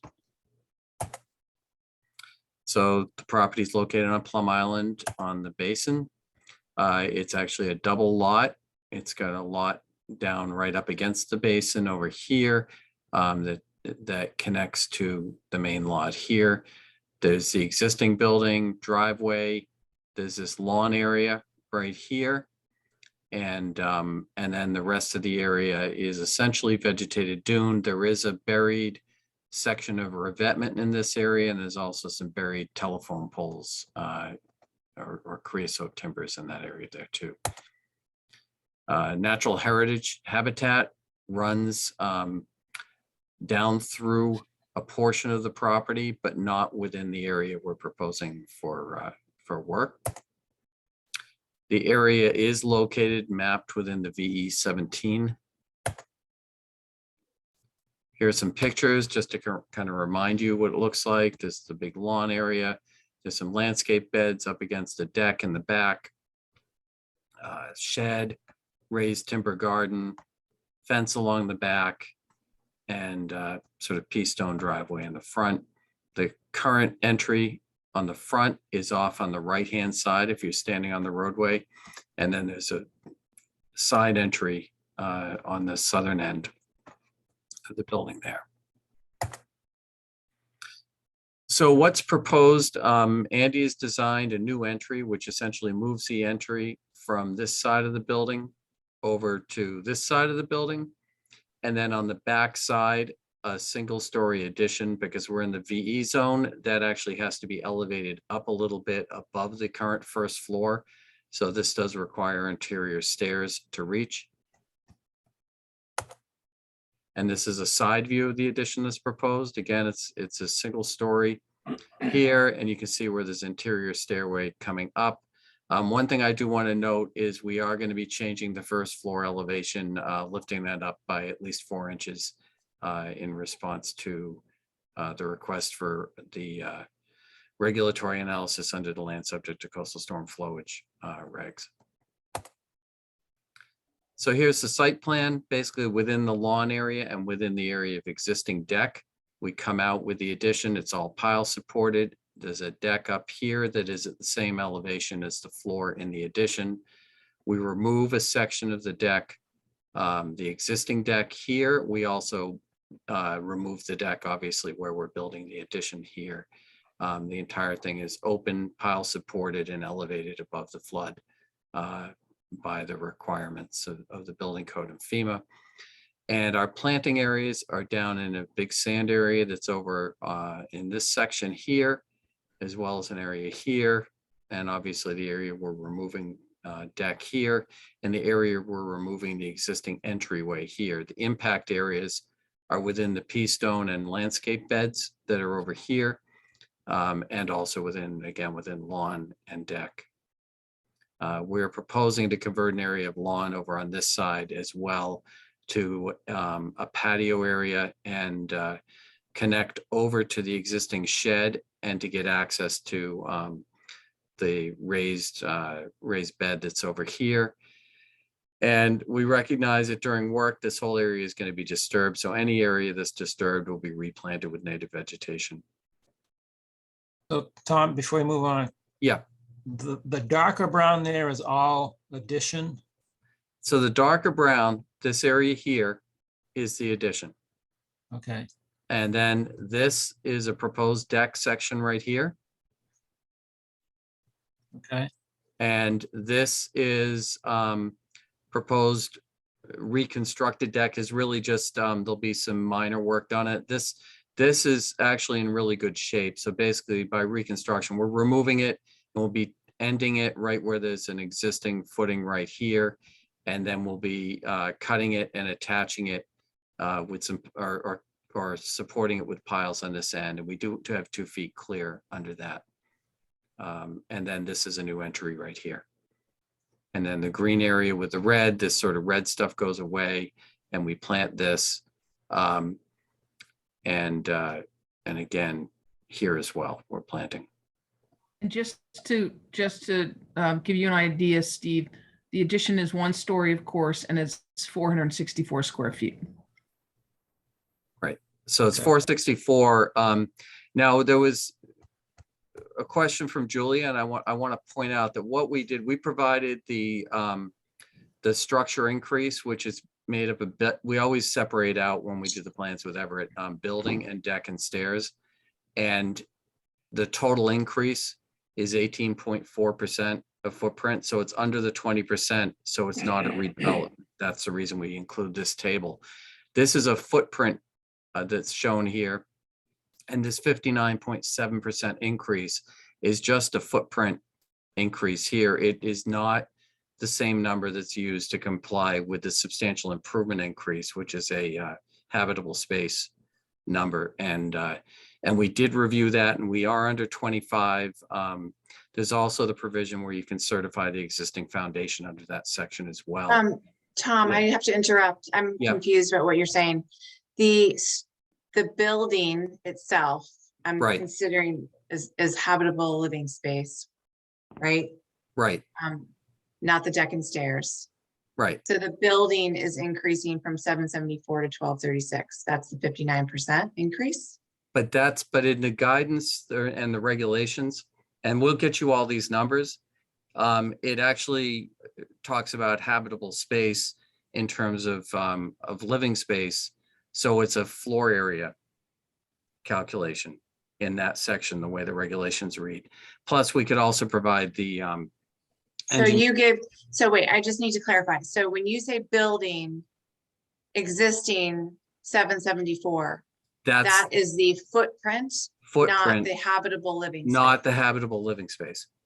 And then the proposed is 12. So you need to clarify that, get us the correct.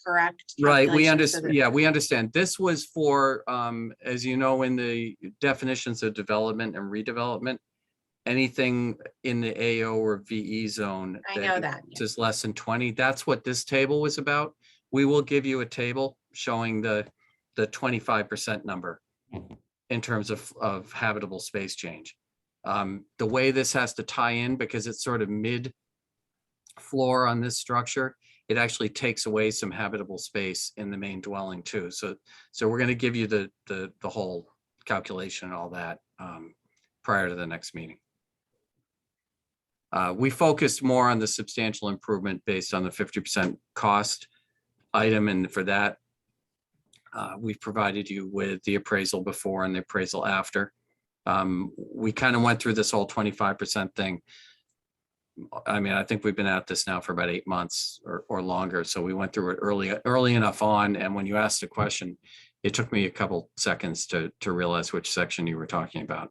I do also want to note that the other thing we're doing is we're getting rid of the fence that is currently fencing in the lawn area. And we'll be putting in an open fence. We've got this basically, there's already like this post and rope fence that goes down the walkway to the water.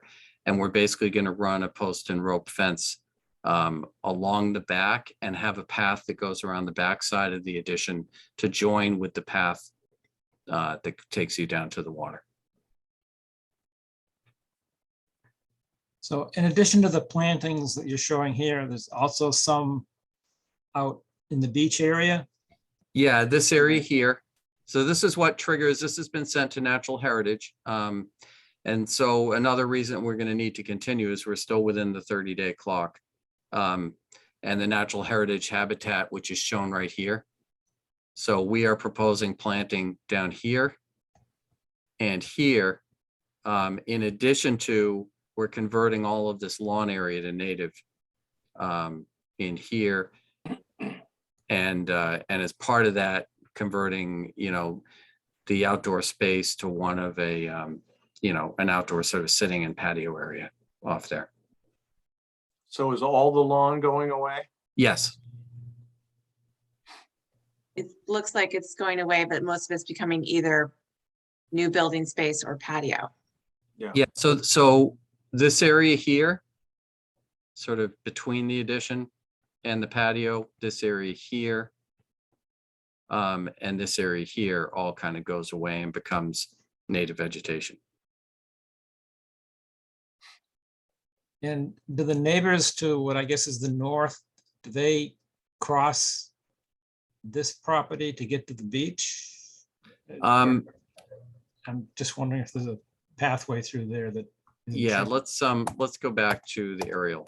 I think that's probably the best way to answer that question.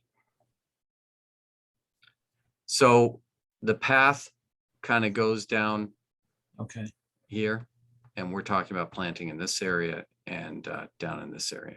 okay. So they don't have any use of that property. No, and it belongs to Right. Fred and Mary Ellen. So Are you, it looks like you're showing a planting area off their property? no, so this is just the assessor's line. You have to go back to, let's see, sorry. Go to Everett's actual survey plan. The assessor's line is a tie line, but the ownership extends further. So all of the work we're talking about is on property.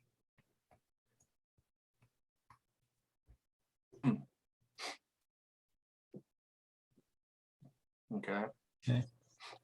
What are you proposing to plant in those areas? Right now, just dune grass, which I think is appropriate because that's what's growing around them, around those areas. But we're open to increasing the species diversity if that's something you would like. Yeah, I'm just wondering if that area gets inundated or what the water conditions are in there and what would So actually mean high survive. water is right here at 4.1. And we've intentionally tried to keep all of our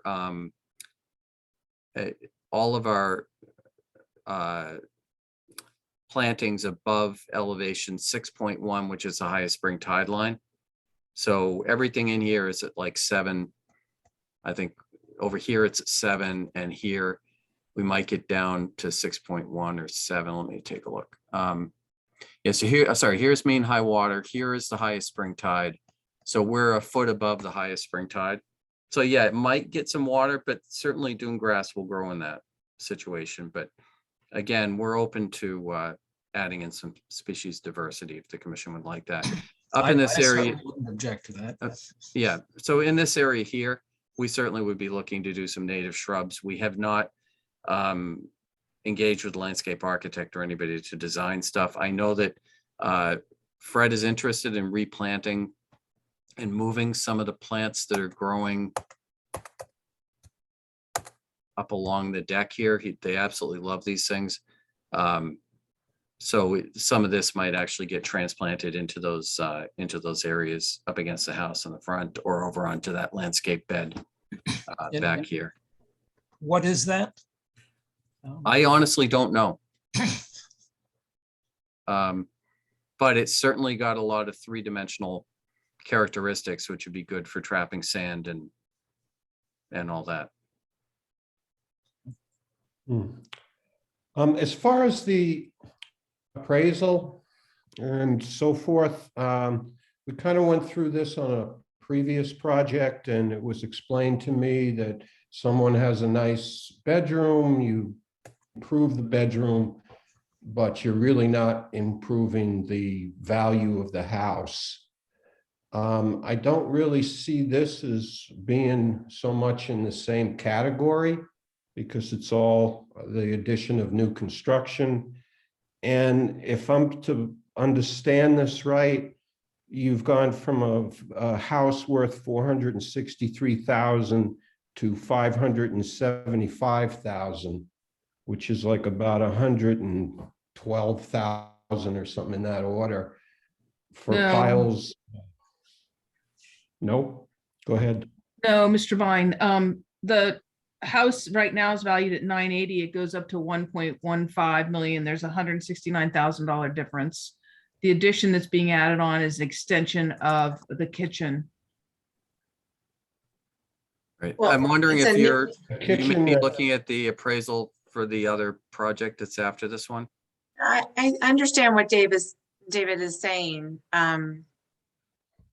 This is different in that what he means is you're adding on an entirely new space to the house. You're not just renovating interior space. It's you're renovating the interior space and adding on a new element to the structure. Am I getting at what you're getting at, David? yeah, that is what I'm getting at. And I mean, a 400 square foot kitchen is remarkable. If that's all that's going on here, I'm not. I tried to go through this. I had limited ability to do so, and I'm kind of suggesting that I think I'd like for somebody that understands this better than I do, far better than I do, to look at this. Yeah, can Well, I I think- suggest last time you had the assessor look at it because they speak the language? Yeah, I didn't. I think the last one was quite a bit simpler in that they were turning single bedrooms into 2 bedrooms, and it was a lot more contained within the footprint as opposed to this one. Right, So- but I think the values, Lisa was just talking about the values. I mean, the current Yeah. structure is valued at like 900, and the with improvements, it's not like we're Well, no, saying I it's mean, not much of an no, increase. it's Tom, I mean, I gotta correct you because we're not talking about the value of the property. We're talking Right. about the value of just the structure. Right. So you have to subtract out the value of the property and just look at what the structure is being, how much the structure is being improved. Correct. And Um, so if you do that, so he does 490 to David's point, right? That's the existing value of the improvements. And then he increases it to, hang on a minute, 575. 575, I think, right? So it's a 90, 80, 89 or $90,000 improvement. We're fine to have this reviewed. I ask that you have the assessor review it again. And then if the assessor does not feel confident to do so, to send it out. I'm fully confident that Greg Story has done an appropriate and professional job here, given what happens to the house. So, I mean, you obviously have that prerogative and we don't have an issue with that, but I would request you start with the assessor. I don't know. I think I'm not certain that we have to start with the assessor. I think it's kind of, I mean, that's not really what she does, is what I understand. Yeah, it's actually, I mean, it's apples and oranges in certain way, because if we wanted to really go with the assessed value route and what the assessor is really good at, then we would have asked you, or maybe we should just ask you for the assessed value in comparison to the construction cost estimate. And that might be the better way to look at this. But I think David's right. I mean, we can't keep going to the assessor for input on an appraisal. That's not, they don't do it the same way necessarily. And it's, if we're gonna look at assessed values, we should be looking at construction estimates as well. Right, the last one I think you gave to the assessor because we were 2 or 3 meetings down the road, right? Yeah, And we had yeah. and Greg had submitted like, several follow-up letters. So all I'm saying is we have great confidence in the professional status of Greg Story. And if you want to have it reviewed, then we should have it reviewed. We don't have an issue with that. Right, and Okay. and the fact that you're not going to meet on the 21st and we go to January, I think gives us some time, but we'd like to get that started so we don't go 2 or 3 meetings down the road. It's fine with me.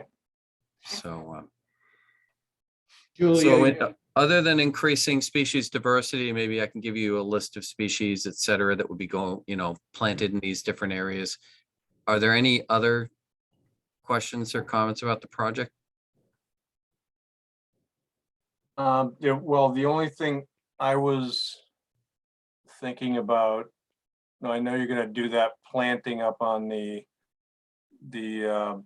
that corner where there is a pathway. Can you, I have pictures of you guys in the way. Can you go further up on that? Yeah, oh, yep, right there. Yeah. I guess I do have a little concern with you planting there and then folks walking down there, because I'm looking at the aerial also. Yeah, and it we can seems like- protect it with snow fence? Would Yeah, that- So, Okay. so why don't we, I'll take a look at that area. It does look like there is some fencing and there's also this guardrail, but we can look at protecting our planting area with snow fence. I think, Tom, it might be helpful to have a site visit where we Sure. have some of these areas staked out in the Yeah. fields, so we can see really where these plantings are going on the ground, and the location of the addition, if that could be staked out, including the deck and things like that.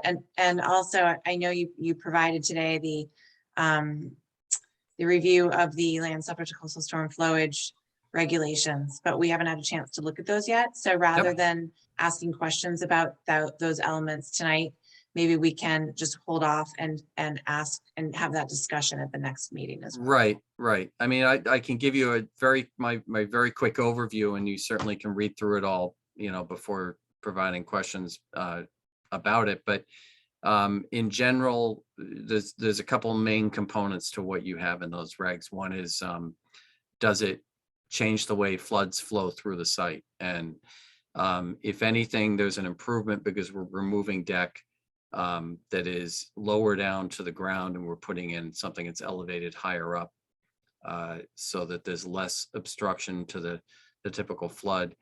We do have, and in the updated plans that we submit, we will have 40 inches from the current flood elevation to the first floor. So we'll provide sufficient room for sea level rise. And, so you got the sea level rise, and how does it affect the migration, et cetera, of the resource area? And I would just put to you that the addition itself is not impacting the resource area. The current structure has that impact, but we're not changing that other than getting rid of a little bit. So overall, based on the analysis I did, it appears we meet those regulations. And once you've had a chance to read through the write-up, I'm happy to answer questions, or I'm happy to answer them now if you'd like.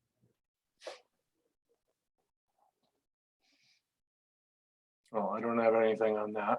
Anybody have any questions right now on that? No, I didn't really get a chance to look at it. No, that's fine. That's understandable. It was a lot to write up, and unfortunately, Thursday, Friday, and a good chunk of yesterday were in the field, so I didn't have a lot of time to do it. So Julia, let us know if you need it. I mean, you obviously have Greg's 2 appraisals. So let me know if there's anything else you need related to that, so that we can help move that along. You're muted. Sorry, there is someone who the planning office can go to for an appraisal for peer review. So I just need to contact them and see if they could start on this, if that is what the commission wants to. Can you tell me who that would be?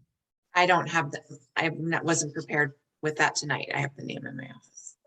We obviously would, we'd want to see the, As far as the appraisal and so forth, is there any other city departments or so forth that are concerned with that as well? I'm just thinking if you have to prove it to us, you have to prove it to someone else, or it's just in our regs? just your regs, David.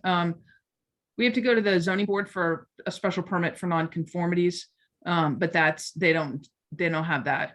They have, the FAR calculation, right? But that's I do believe, You're right. do they not have the 25% increase in living area rule for No, under FEMA for substantial improvement? Under the FEMA zoning building? board, doesn't do that. Okay, so that would be with the building commissioner's office. Correct.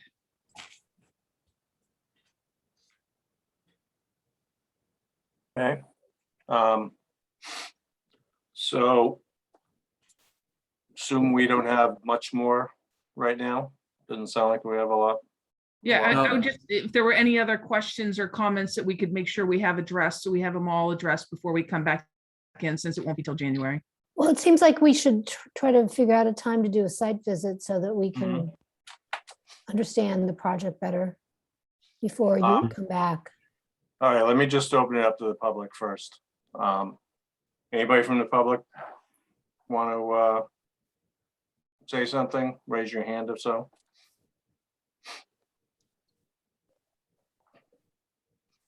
All right, I'm not seeing any raised hands. So what do we want to do for a site visit?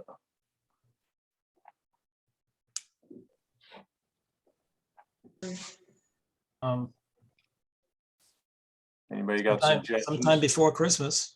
Sooner better, probably. What's Supposed that, to David? snow. Probably the sooner the better. It gets harder and harder as you get closer to Christmas. Mhm. It's supposed to snow tomorrow. What about next Tuesday? Is anyone free next Tuesday? Either, I I I cannot. think that works for me. Obviously, it's getting dark sooner and sooner, so if we're going to do afternoon, we'd have to do probably by 3 or 3:30 at the latest. I would have to do morning. Morning's perfect. I can do anytime. Yeah, Tuesday morning? That works. yeah, morning's fine. As long as it's not 7 Right. a.m. can we do like 10:30 or 11 on Tuesday, or is that too late for people? 10:30 sounds good. Fine with me. Okay, the tide is probably not an issue for what we're gonna see. I don't know what the tide's gonna be, but it probably doesn't matter, Tom. I don't think it matters. We're not proposing to do anything within the tidal range, but if you'd like to know, I can take a quick look and tell you. If that's the case, then, you know, it's not, 10:30 sounds great. Yeah, the high that morning is at 9 o'clock. So it'll be a high-ish tide. At That's 10:30. probably good, just so we can see what the conditions would be like. I'm assuming I read my tide table right. I looked quickly, but I think I've got it right. So that's 10:30 on the 14th. Yep. And I'll talk to Everett about getting stakeout done. And if for any reason he can't, I'll have the points in my GPS and I'll put some stakes out. They just won't be survey located. Okay. Sounds good. All right. All right, with that, I guess, unless there's anything else, we'd request continuance to your next scheduled meeting, which I understand is going to be the first week in January. Okay. January 4th, I believe. January Yep. 4th. Get a motion? Motion to Motion. continue to January 4th. Second, Roll call, Paul Healy, yes. Steve Moore, Yes. Dan Warshall, Yes. David Vine, Yes, Carol Wagon, Yes. and I vote yes. Thank you All very right. much. All right. Thank you very much. Mr. Chairman, before we move on, can I ask you to bring 2 Spofford off the table and continue that to the same meeting, Mhm. to January 4th? Okay. It's off the table. Motion to continue to January 4th. second, Second, Roll call, Paul Healy, yes. Steve Moore, Yes. Dan Warshall, Yes. Carol Wagon, Yes. sorry, David Vine, yes. and I vote yes. All right. Now can I get a motion to close the public hearings? So moved. Second, Roll call, Paul Healy, yes. Steve Moore, Yes. Dan Warshall, Yes. David Vine, Yes, Carol Wagon, Yes. and I vote yes. All right, first of all, Hey. let's, Can we take a short break? yes. I was gonna do that too. Thanks for breaking in. All right, we'll do a 5-minute break. Here, everyone.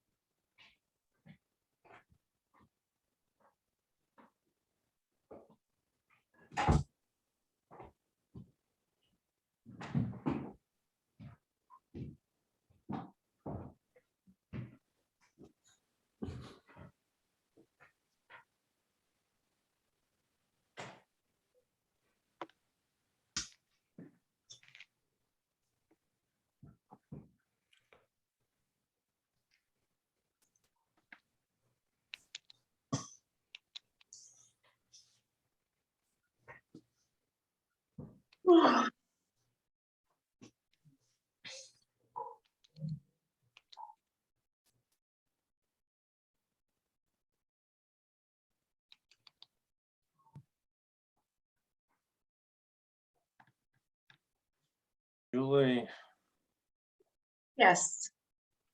and give Dan a minute.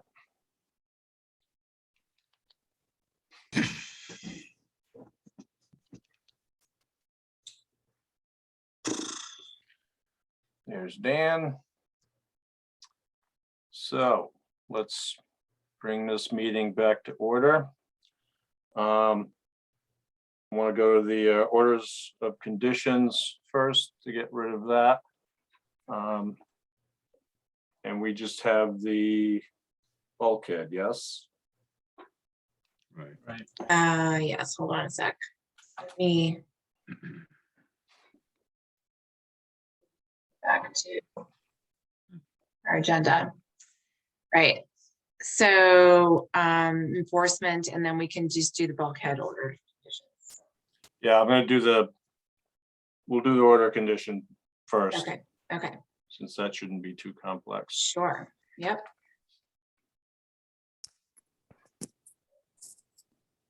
Yeah, 'cause I don't think we talked about any special conditions on that one. No, Nope. Julia, do you have the order of conditions for the previous project that we? I do. Actually, that's a good point. I mean, I don't have it where I can pull it up right now, but I can look and see if there were any minor special conditions that we put onto that one. And I could borrow those and add them in if they seemed applicable. But yeah, there were nothing special discussed, you know, with applications like this also.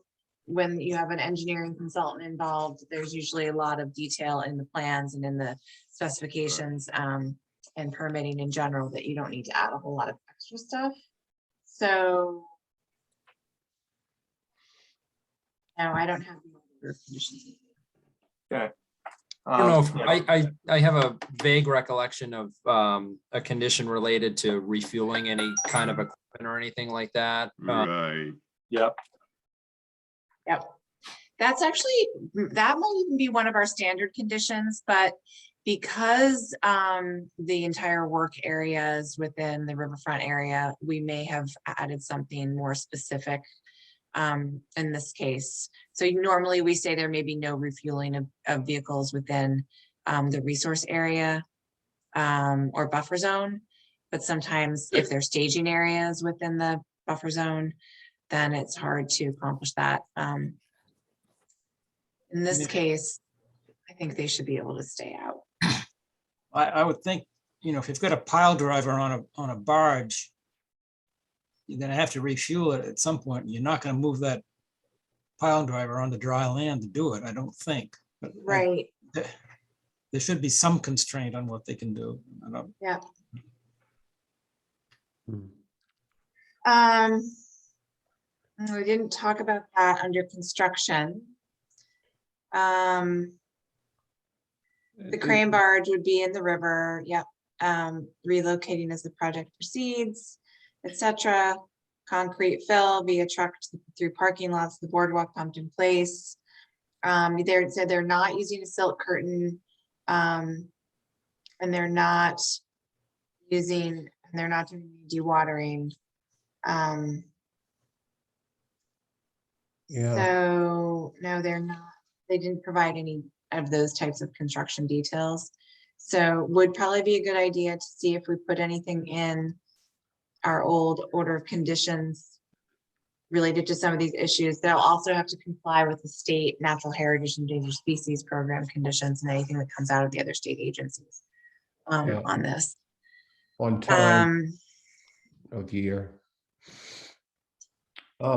Also, any demolition that falls into the water should be retrieved, something along those lines. Yeah, so I mean, maybe what I could do is I could draft something. We don't have another meeting till January. I'm sure they're gonna want to take a look at this. I was gonna say I could go back and find out what the conditions were and draft something. Unless you just want to talk about them now, and we could create some conditions related to debris that might fall in the river, must be removed immediately by hand at the end of it, or at the end of each workday. Usually that's, I wish I had a draft with me. Julia, with regard to refueling, maybe you could Yep. request that they provide a refueling plan if Yeah. Yeah, is to occur on the barge. And okay, at least it's something that's considered and we can take a look at it. yeah, that's a great idea.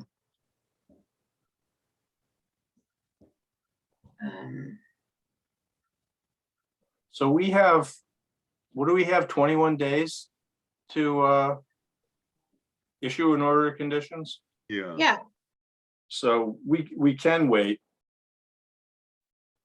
yeah, We but can then you'd hold have to off. have a meeting, then we'd have to have a meeting to have you vote on it within 21 days. But the 4th is within 21 days, isn't it? I think the 4th is like a month. Oh, yeah, no, sorry. But Sorry, what we Elizabeth. could say is that prior to start of work, a refueling plan shall be provided to the commission that describes how refueling will take place if within a resource area, to ensure that there will be no spillage, leakage or spillage of fuel into the river or other resource areas.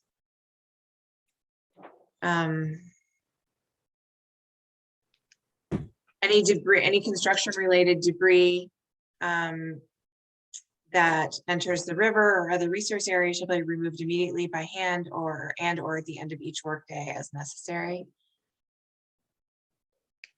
Yeah. I think that'd be kind of hard to enforce.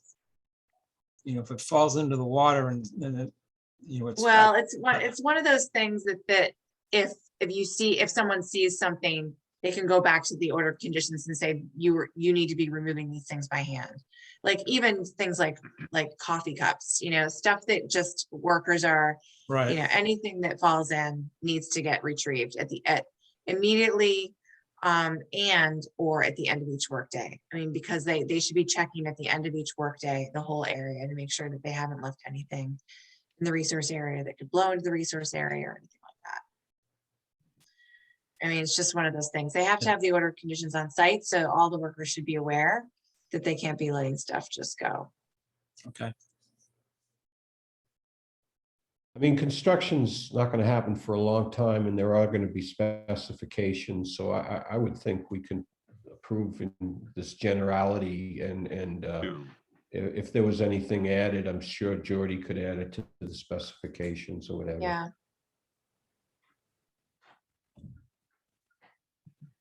What if we asked for construction management plan that included a location of staging areas, details on refueling locations and protective measures, and details on preventative measures for construction related debris falling into the water? Oh, yeah. Yeah, That's that sounds Something real like good. that.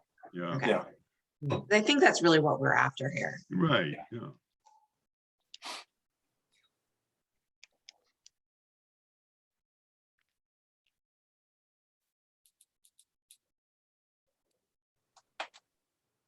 You there?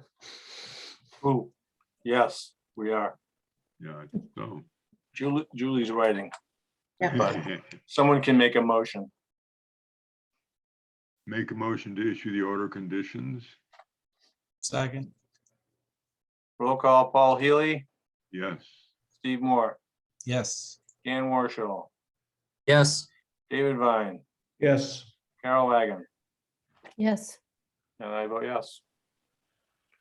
All right. Final item on the agenda, enforcement violations, 3 Q Street.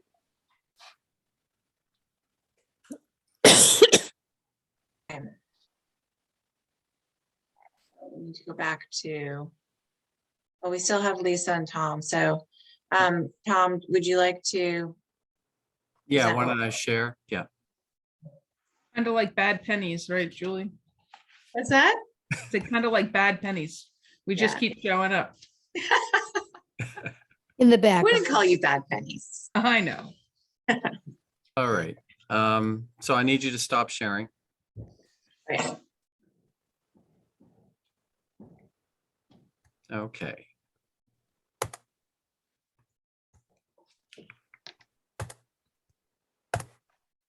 Okay, Tom Hughes with Hughes Environmental Consulting here on behalf of Mark Drago, here with Lisa Mead and Bill Barrett, I think maybe out there if he is, if you wanted to elevate him too. Bill has done the, I don't see him. okay. Yeah, okay. That's fine.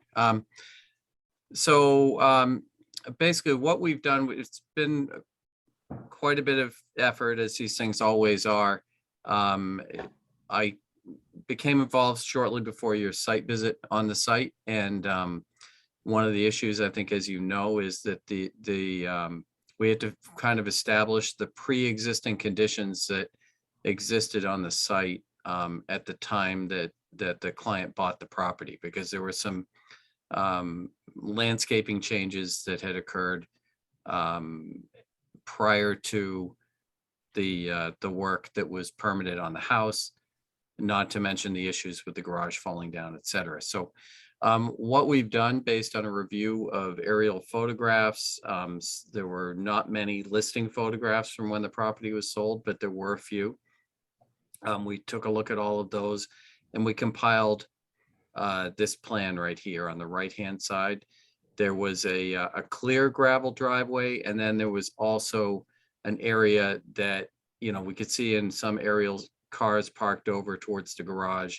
It appears to have been sort of a gravel sand mix with a little bit of lawn grasses coming in. The area around the house is all lawn grass up to the back of the seawall. There was a set of stairs, basically coming up and exiting left. My understanding is there were also, but we don't have photographs to prove it, there were also 2 footings in on this side that had nothing on them, but we didn't have photos to prove it. And there's a seasonal set of stairs that the neighbor puts over on his property over here to get down. What we have done is come up with a proposed plan that shows some of the after the fact elements as well as what we're proposing to do going forward. So I'm going to zoom down to that. Let's see.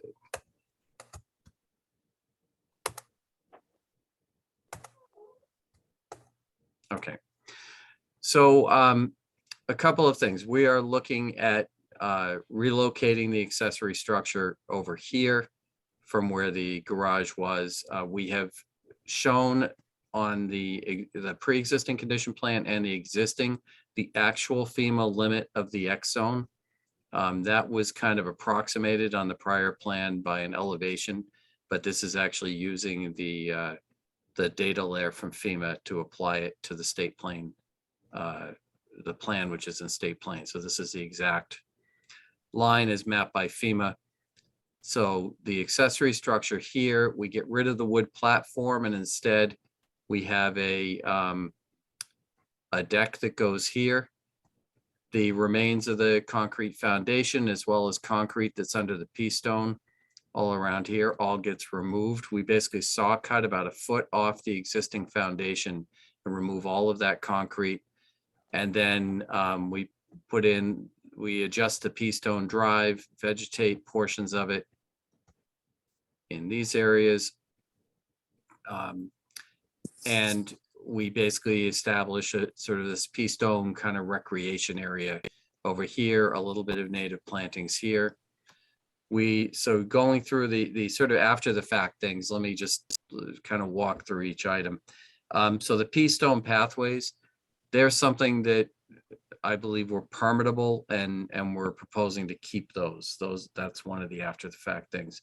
The plantings that went in, so there's a bunch of plantings that went in along the wall up in here. And there's basically like riverstone used as the planting bed, and none of those plantings that went in are native, but none of them are invasive. And they all have a form that leads me to believe they're providing some dune value. We're proposing to keep them. The plants that went in, there's some hydrangea, and I can't confirm the actual Latin species of it. So I'm assuming that it's one of the non-native hydrangeas. It could conceivably be a native, but Tom, can I just interrupt real quick? Because Yep. I'm having trouble with this, and correct me, commissioners, if you are okay with the way this is going, but I feel like we're conflating what happened before. We have a pre-existing condition, right. and then we're mixing it up with the proposed new condition, which is even past what we wanted to do, which was look at what was the landscaping that was done without permits and what were the impacts of that, and quantify whether or not there was any mitigation needed. And then Right. then we could determine whether or not there was any mitigation needed, if anything needed to be changed or repaired or removed. And then we could look at a proposed plan for the garage and anything else that you want to do.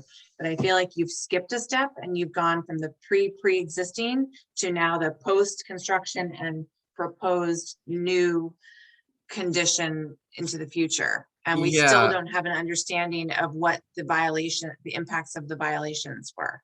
Right. So this may help. And you're right. We didn't give you an interim plan that doesn't show the garage and this proposed rearranging of the driveway. What we did is we tried to treat this is the existing condition that we're comparing against for everything. Is that prior to? This is prior to anything happening on site. The one thing I noticed, Everett wasn't able to turn off the pile field, so never mind the brown dots on this side. But This is what the site looked like on the day of sale that he bought the property. Right. Okay, so what we did is we said, okay, never mind the middle stuff, is going from here to here. And I've got a table for you to kind of look at the different impacts. Going from here to here with everything we're proposing plus the after the fact points. Is it something that has an environmental impact? Is there mitigation needed? And I think I'm getting there, but if you needed us to create numbers for the interim part, we could do that. But the mitigation is kind of built into what I'm proposing. Okay, I'm just, Well, the other issue is we have a lot of things off on the upper left there.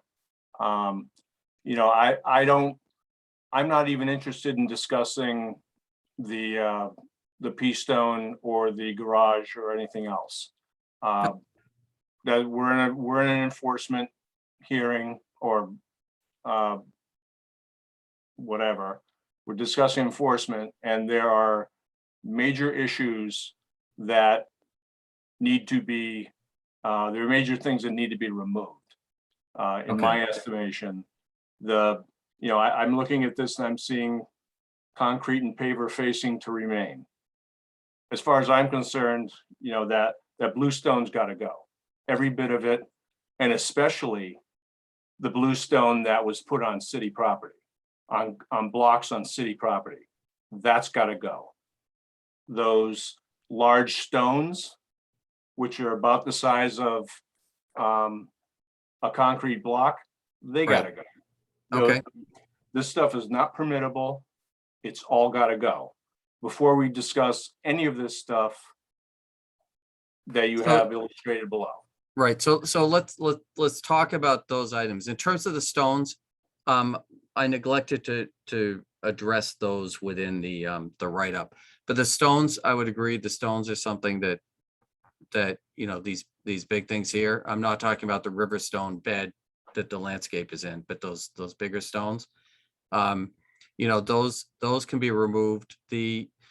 Everett initially called it concrete and paver facing, so it's the bluestone facing.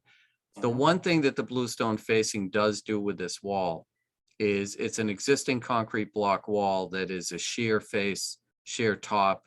And as you guys know, those shear faces and shear structures tend to reflect energy during a flooding event. And the one thing that the bluestone facing does is it roughs up that back side. And we're in an area where I would expect that the flood is not kind of coming in this way. It's likely flooding kind of with the river and running in a direction. So this would serve to roughen it up. So I was proposing that we keep those elements because of that. That was not permitted. That's a hard structure that was not permitted. I mean, and we still haven't even addressed the underlying new concrete under which those are under those the bluestones. There's obviously concrete there, and it's yet to be addressed. Yeah. So look, if the bluestone during the site visit, the bluestone did not seem like it was something that wasn't definitely a problem. It was something to be discussed. And my look at it was, okay, the problem there is the concrete block wall, right? It's been there forever. And that's what's really causing the obstruction to the floodwaters, et cetera. The bluestone facing was not permitted. You're absolutely right. It's not something that would normally go on, but there are some things about it that actually help in terms of roughening up and impacting floodwaters. So, we've come in with our rationale for why we think maybe it could be kept, but if the commission is not on for that, then we can talk about, getting it removed and getting a schedule for doing that. It is a substantial change. The size of that wall is probably a quarter the size of the concrete blocks. It is a substantial change an unpermitted substantial change that I have no doubt that it's anchored to those blocks. So there may very well be damage to those blocks. And it extends onto city property too, to the north there. That, Can hear or when you get up to the top, that corner right there, where it juts to the right, that is city property. right, okay. And it goes all the way up there. That all has to go, in my opinion. It's all gotta go. And those blocks, whatever was done to those blocks has to be repaired, and those stones gotta go. And I'm of the opinion that the commission needs to get serious about it and issue an enforcement order to have those done in a reasonable period of time. And by reasonable, I don't see any more than 2 months to be reasonable, because once they get in there, they can take it apart and pull it out. But it's gotta go. Period. And we've been at this for a couple of months already, and Right, well, and I understand that, you know, we came in and to put together what the condition was like beforehand is a tremendous amount of work, and getting on a surveyor's workload right now is also difficult. People are stretched thin with workload. So we've been working, trying to get this together and get into you as quickly as we could. What I would like to do is let's go through point by point, each of the things that are after the fact. We'll also talk about what's proposed, but let's Tom, come I up gotta with- stop you there. I don't want to talk about what's proposed. okay, and then that's- again, if then the commissioners do. talk That's about, fine. okay, so, It's very much muddying the waters right now to be okay, looking so, at this. so let's talk about after the fact stuff, all right? So on the after the fact stuff. So we'll get to everything I think that's on your list. If we don't, we'll talk about those. So as I started with the Keystone pathways, I don't see them as being a tremendous problem. I think there's something you would have permitted. But Tom, I need to stop okay. you again. What we needed was this plan that's on the right, which is the pre-existing conditions. Right, And then we need a plan that shows what the impacts of the landscaping that was done without permits was.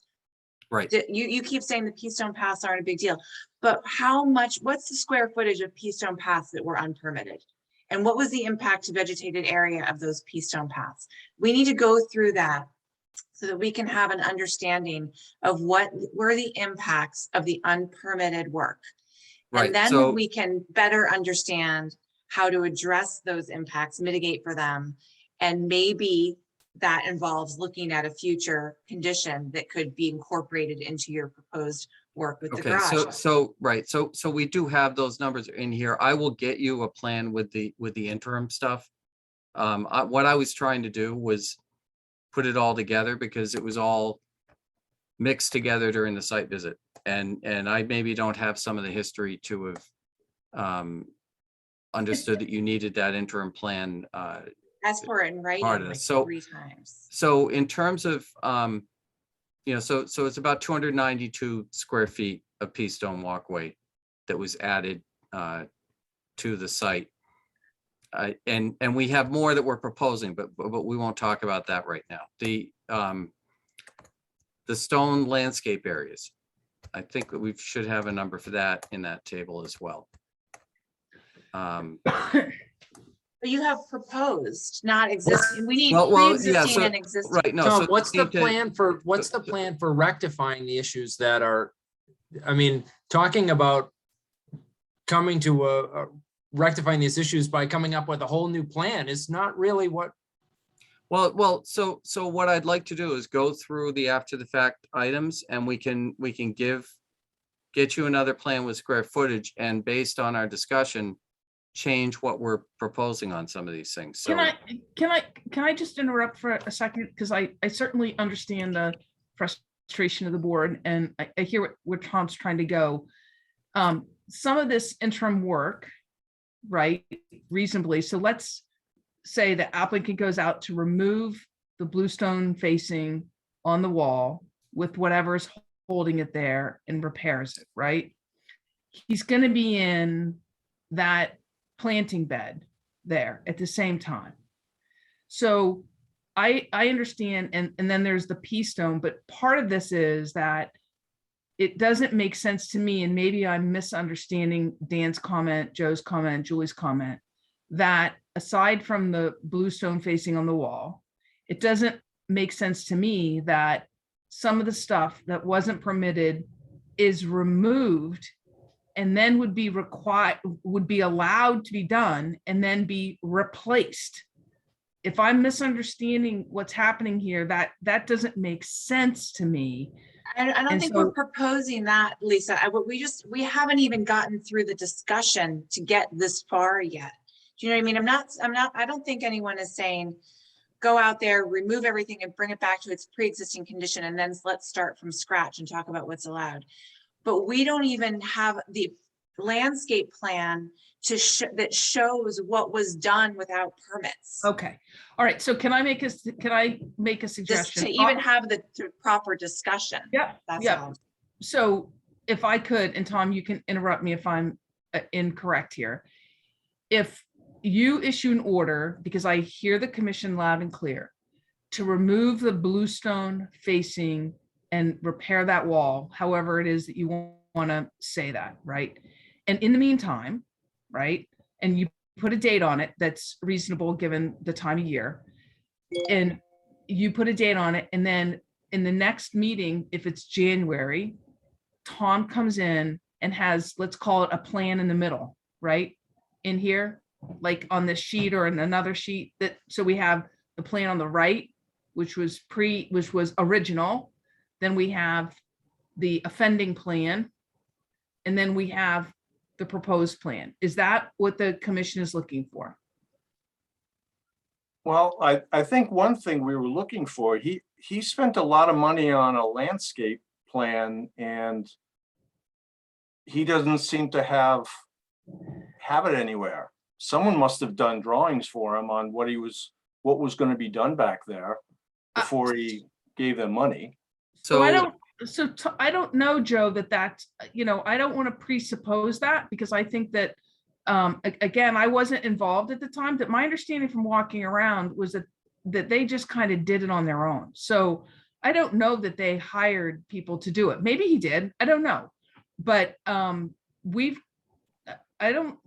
you don't have that plan. No, I asked that for right too much now. information on what went in, and what I got was from a nursery, some printouts. Yeah, on I 4 don't different think there species was of- It shouldn't be that hard, because you essentially have it all already on Well, this. it's all, yeah, proposed so, I mean. But you what have we- to give us the calculations. You need to say, well, and this many stones were put down, and Right. this is the area that was turned from vegetated to pea stone pathway. And this Well, is the right. amount of area that was changed from vegetated to driveway, and et cetera, and the fence that went, and we need an assessment of all of the violations, all of the things that were done without a permit. And then we can say, which of those things can stay and which of those things would we not have permitted, or better yet, which of those things had an impact that needs to be mitigated for. And Right. then we have a pile of things that we know that we need mitigation for. And then we can start looking at another proposed plan to deal with all of that. And maybe it looks like what you've got proposed, and maybe it looks a little different, but we are jumping way ahead by looking at this proposed plan. Yeah, so one of the things I do want to point out, I'd like to ask so this also, is- I'd like to ask, did the homeowner do the work or not? I will try to find out who did the work. But, I mean, that's a very easy question to answer. Oh, no, did it he- absolutely is. It's one I didn't ask.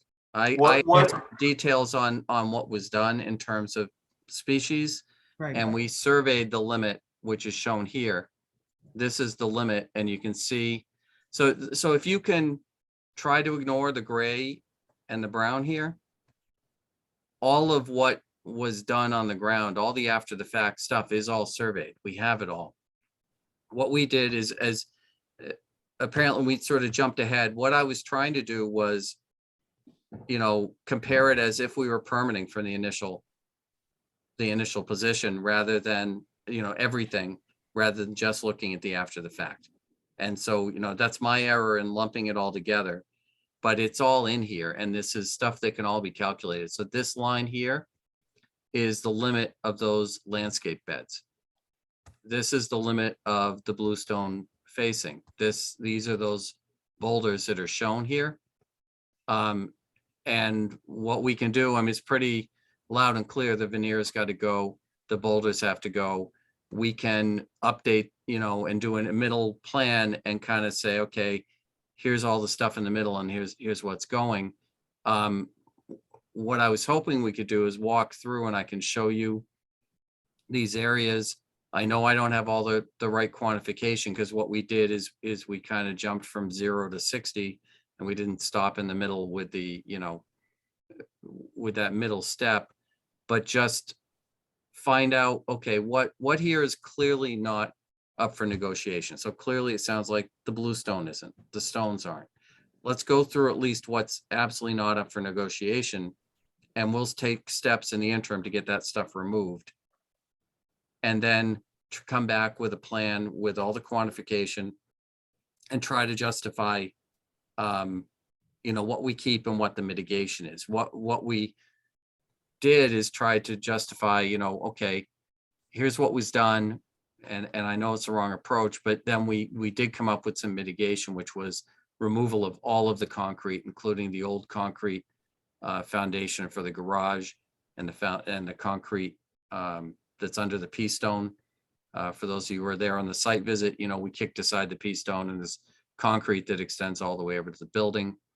I mean, can we just go over what are the clear absolute has to go? The bluestone facing and the stones. Is there other things that is just not even up for discussion in the commission's view? So I don't know what's exactly, I don't think when we did the site visit, we didn't walk down the area to the right edge of the property where it's got, you know, down near the Down house. this way. Yeah. Down below where the stone / landscaping. Oh, here? You see- Nope, to the right, Okay, down. That strip right below the hand to the right yep, says stones and landscaping right there. Right? That's all landscaping he did at the same time he did the other stuff. right. This is the same kind of stones as is up here. So this is, Right, so we need something showing all that yep, and the other landscaping up to the left. Yeah, What is in it, what was done, because none of that was permitted either. right, We need to know what's in there. right. So I've given you a list in an email that went in today, a list of the species. So I can tell you what's in those. So you know, it's a river stone bed, and the species that are in there, there is Rosa rugosa, there's hydrangea, and I don't have a Latin name for the hydrangea. All I have from the landscape information I've got is the word hydrangea. It does not look like oak leaf hydrangea, which is the native hydrangea, so I don't believe it's a native. There is something called maiden grass, which I've given you the Latin name because I have it. And then something called Nepeta Persian, which is the one that looks sort of like an herb.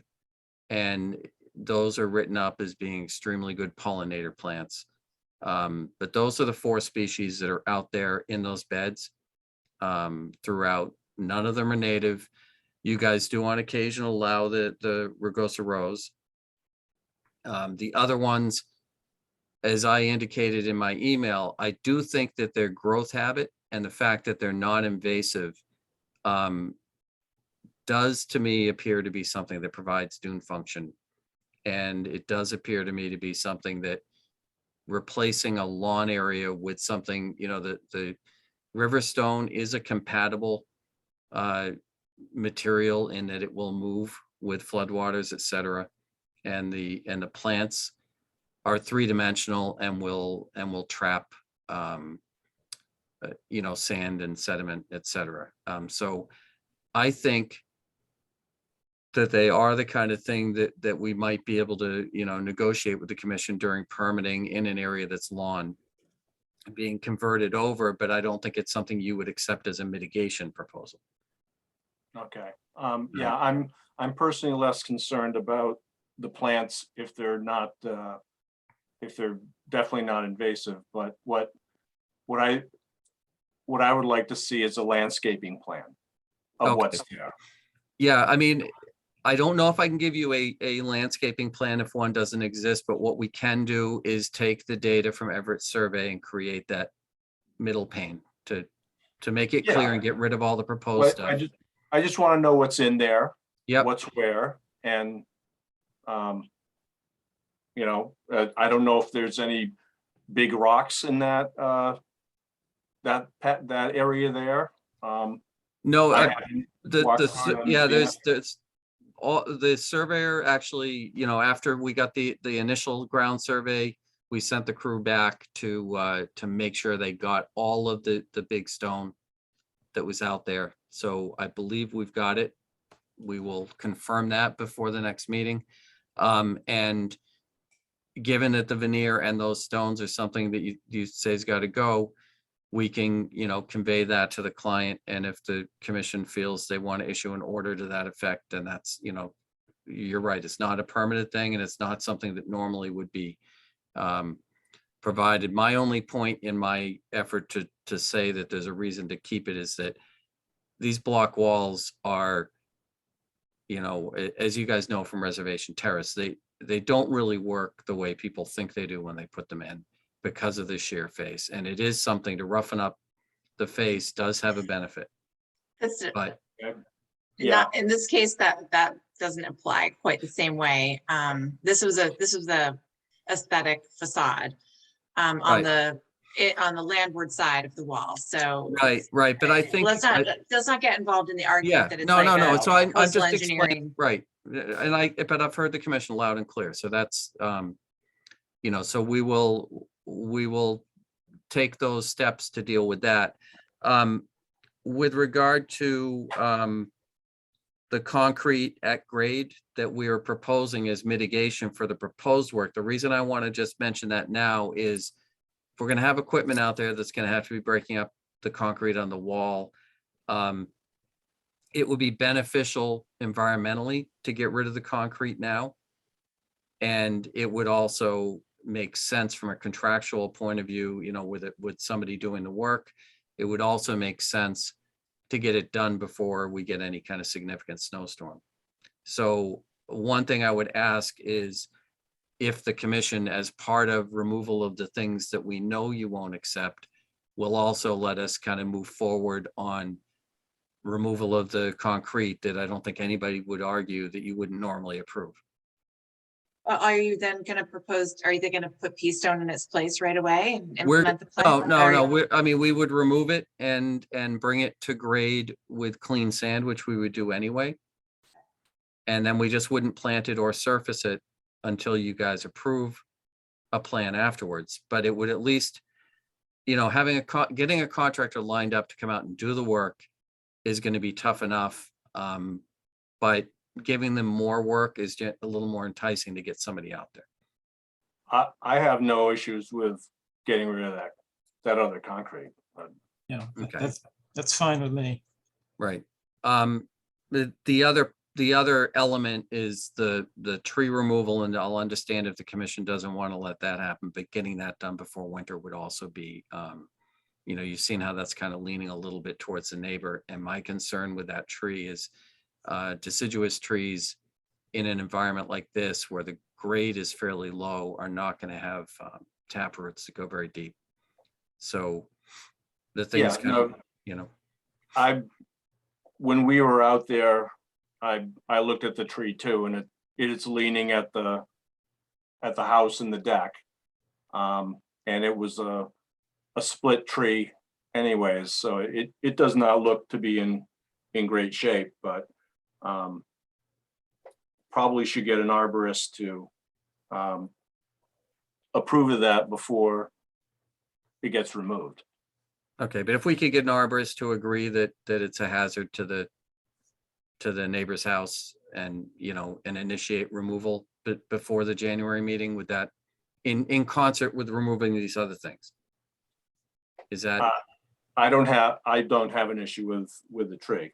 okay, all right, If it so, was in better shape and not leaning, then yes. That it complies with our regulations, Tom, that if a tree is sick, dying, or hazard to public Right. safety. no, but I just want property, to, then- right, I want to be careful that anything that we do between now and January that's on the ground is something that the commission agrees with. So and then we'll moves us just need a forward. letter from an arborist with the photos to Okay. attach. Yeah. So, the other after the fact items, I've given you the square footage on. The entry porch changes. There's a net reduction.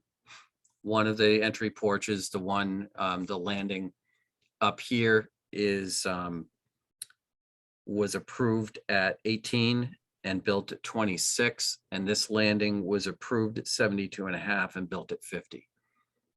So they are different than what was permitted, but I think that it's within the realm of if somebody came into you with a minor change with a net reduction in landing, that you probably would have entertained it. So just want to make sure that, so that's one of the things. And then I've also given you the documentation on substantial improvement. Again, I know you've just gotten that today. We've gotten a letter from the appraiser saying that the changes in what was done on the structure don't end up changing his overall conclusion. So again, I understand you're going to want to read through that and, if you have further questions later, but we have provided you with that information. So I guess next steps, I think what it would make sense to do for us to do is move forward on kind of a two-pronged approach. One is on the ground, getting some of the most sort of obnoxious to the commission issues resolved. And that appears to be the veneer and the stone.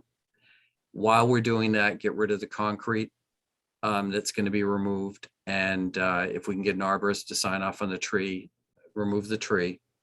While we're doing that work on the ground, we would have Everett separate out the after the fact elements and produce an after the fact plan, quantify things. We will note the items that have been removed at that point prior to the meeting, assuming that they're removed by then, and quantify the things that remain. And then we'll make our requests separated in terms of asking for approval to keep after the fact elements, and then asking the commission for the change to the permitted elements. Does that make sense? Yeah. And then I would just ask if we're going to remove the concrete now, that the commission consider that as mitigation or potential mitigation for the proposed stuff that gets approved later. Just in consideration with the garage or accessory structure. Depends on what you restore it with. Right. No, absolutely. Not concrete. No. Yeah, Right. I mean, keep in mind that the pre-existing condition on this site was entirely lawn where it wasn't concrete, with some gravel sand mix for the drive. So there wasn't a lot of deep-rooted vegetation, and there wasn't anything with any height to trap sand. The other mitigation element that's in our proposal as part of all this, which is not shown on the plan, is that we're willing to put about 200 linear feet of snow fence out at a location to be kind of determined with the commission in the field where it makes the most sense. We looked at all that during the site visit, and there's snow fence that is out there on this lot that is doing a heck of a job collecting sand. And I think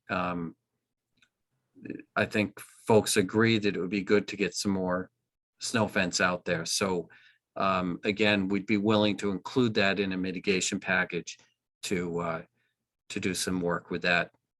And, Tom, can I add one more thing in addition to that? would be the fence, which I think you all can start working on that right away, because we know the fence is not compliant, and if any fence stays there at all, it can't be that fence. Okay. So can I just, I want to revisit something just to be clear, because Julia, you kind of threw in a comment. Clearly the concrete that's proposed to be removed around the side of the house was existing far before the current owner purchased the property. If it's removed, then I would like the commission to consider that removal mitigation. If you're not going to consider it mitigation, then why would they go to the expense to remove it?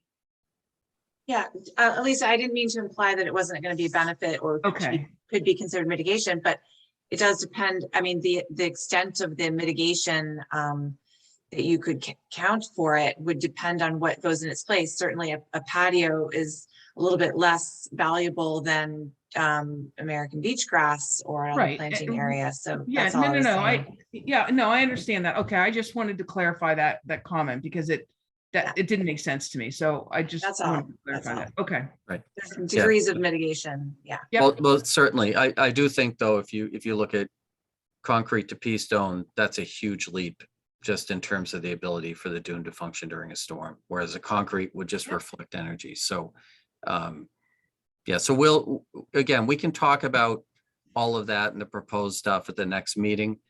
But, you know, as Lisa said, it is important that gets acknowledged as mitigation, and we understand what we put down does impact that, you know, the extent to which you count that. Yeah, Obviously, we would normally consider that concrete removal to be Right. mitigation. Yeah. So that's a non-issue, at least for me. right. Uh, Yeah, So no, I- okay. It's just, again, to entice a contractor, if we're able to do all of that at the same time, that makes life a lot easier, I think. Right. So the So- requirement, it's just to be clear, so nobody's lost on any of this, immediately, right? It obviously got to get a contractor, the bluestone facing and whatever it is that's attaching it to the wall. Those larger, you guys keep calling them stones. I think they're kind of boulders or whatever those are that are marked on this plan. And making the fence compliant that runs along the eastern side of the property. At the same time, however, we have permission to remove the concrete that's to the west of the house. And assuming that we have a letter from arborist to remove the tree, yes. correct? Yeah. Okay.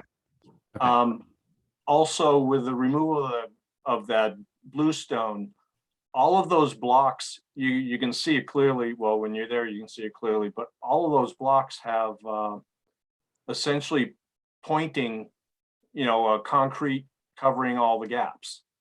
That stuff's got to go too. All that additional stuff, I'm looking at the aerial photograph right now, and you can see that concrete was the gaps between the blocks have concrete added to them too. That's all got to go. Because that's changing the function of the blocks too, whether substantially or not. Yeah, it looks better, but that's got to go too. So just when we were out there, and maybe you know, where the bluestone is facing on the concrete blocks that are on city property, it appeared to me that the neighbor also had bluestone on his blocks, bluestone facing, and I could be wrong about that. That's not, I think- those are not his blocks. Those are city blocks. Right. Well, I Okay. think, yeah, I think actually what is deceiving is I think as the wall goes over this way, it remains on his property for quite a ways, and the neighbor is actually coming over his property to go down these temporary stairs. No, it doesn't. It actually doesn't. Right at that corner, just north of the stepstones, a line goes right across, which is city property. Right, okay. But And- I'm saying that this area here, when you're on site, appears to be off property. It does appear, well, yes, it does, because it's not the neighbor's property either. It's the Right. city. Okay. Right. No, that's understood. So wherever the veneer was applied, it needs to come off, whether it's on his property or off. Correct. Okay. And honestly, I think we need an enforcement order to codify this. Because I really don't want to wait with it. We've waited a long time for a lot of projects or enforcements to finish, and I think we need an enforcement order with a date certain and some decent fines if it's not done. And he's going to need to find a contractor. It's not our issue whether he can find a contractor or not. He did all this unpermitted, so. So here's what I would request, Mr. Chair, just to make it clear, in whatever it is that you're going to do. It is difficult right now to find people to work, as you know. So do whatever time period you're going to do, but add that if with, evidence that good faith efforts have been made or whatever, and it's not complete by the time that you've said, he has a right to come in advance to request an extension, right? With whatever you need to do. But I think given the current conditions everybody is living under, that I would request that something like that be done, but then the commission would know about it. But there's going to need to be some sort of progress on. Yeah, right. That's why I added the language that he would have to show what progress had occurred. You couldn't just come in 2 months or 3 months and say, I need an extension and have zero, right? I get that. Mhm. I get that. So how about if you put a default deadline in the order or whatever you issue, and that you also put that you would like a schedule for completion of these items submitted, a schedule that will be acceptable to the commission for doing the work and removal to be submitted prior to your January meeting. And in the interim, the default deadline is such and such a date for getting the work done. And that gives us time to find out availability of contractors, start the work if we can. And if for any reason we need to, try to negotiate a different timetable with you, we can come back in January with that and have you guys approve it. Which is fine. We can change any enforcement order that we want. Right. I'm not Okay. not looking to be completely unreasonable about this, and I understand the employment issue right now, but Right. this- No, and this- Mr. Drago's been anxious to try to resolve this, and throughout the process of Everett and I and the whole team trying to work on getting what's in front of you now, which even though it woefully disappointed by not having that interim plan, is a tremendous amount of work to try to get this done. Can you just rewind quickly and say, what Yeah. did you say would be submitted prior to the January meeting? Schedule. Alternate or a construction schedule or a schedule for completion of the tasks Okay. that you've put, and something to be acceptable to the commission. And you could put, absent this, the default deadline for removal is Whatever. X. Okay. Don't we have an existing enforcement order? I don't think so. No, we It's a don't. Notice of violation. Yeah, it was a notice of violation. Oh, okay.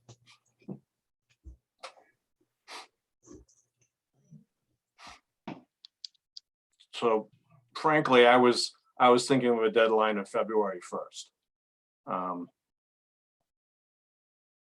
Tight. Yep, it is. You have that as your default and you allow us to come in with a schedule, then, then that's just more incentive for us to come in with a schedule that we can do. Mhm. But I agree with Lisa, February 1st is tight because you got to remember that between now and the holiday, it's gonna be very difficult to get anybody engaged. So it's probably first week in January, and then you got to get in their schedule and weather and all that kind of stuff. So Also, but what you said before, Tom, was that they would be able to provide a schedule for completion of the work by the January meeting. Right, Which right. doesn't sound like that could happen either. based on no, what no, you I said. think it could. I mean, I think we can reach out and reach a contractor, but I'm just saying to really get on there. I don't know that, yeah, I don't think anybody's gonna be able to get in their schedule and get on, it's gonna be tough to get them on site. But we Okay. probably would know roughly what a start date is. And, Yep. you know, and then sometimes these guys give you a start date based on when they think they're going to finish the job they're on. And then you get a snowstorm and they can't finish the job they're on. So, you know, there'll be things like that, but we can, by the January meeting, I'm pretty confident we can get a schedule together for you. Okay. I just don't know that we I can get will- the work done by February 1st. I will put together the commission is voting, is the commission in agreement on issuance of an enforcement order with these parameters? Yeah. Yeah. It would appear so. Need to vote. Can you read back what you think I understand you have to, So, right, so the Work on it, enforcement order would note the violations and would require the removal of the stone veneer and the large boulder, the stone veneer facing on the backside of the existing concrete wall, and the large boulders placed in the landscape area. Schedule for completion of this work should be submitted to the commission prior to the January 4th public meeting date. Absent this schedule being submitted, the deadline for completion of the work is February 1. Allowance for removal of the existing concrete would also be provided within that work. Yeah, I would only add that specify that the entire length of the bluestone facing, including that on city property, Okay. must be removed. Okay. I don't want them stopping it at his property line.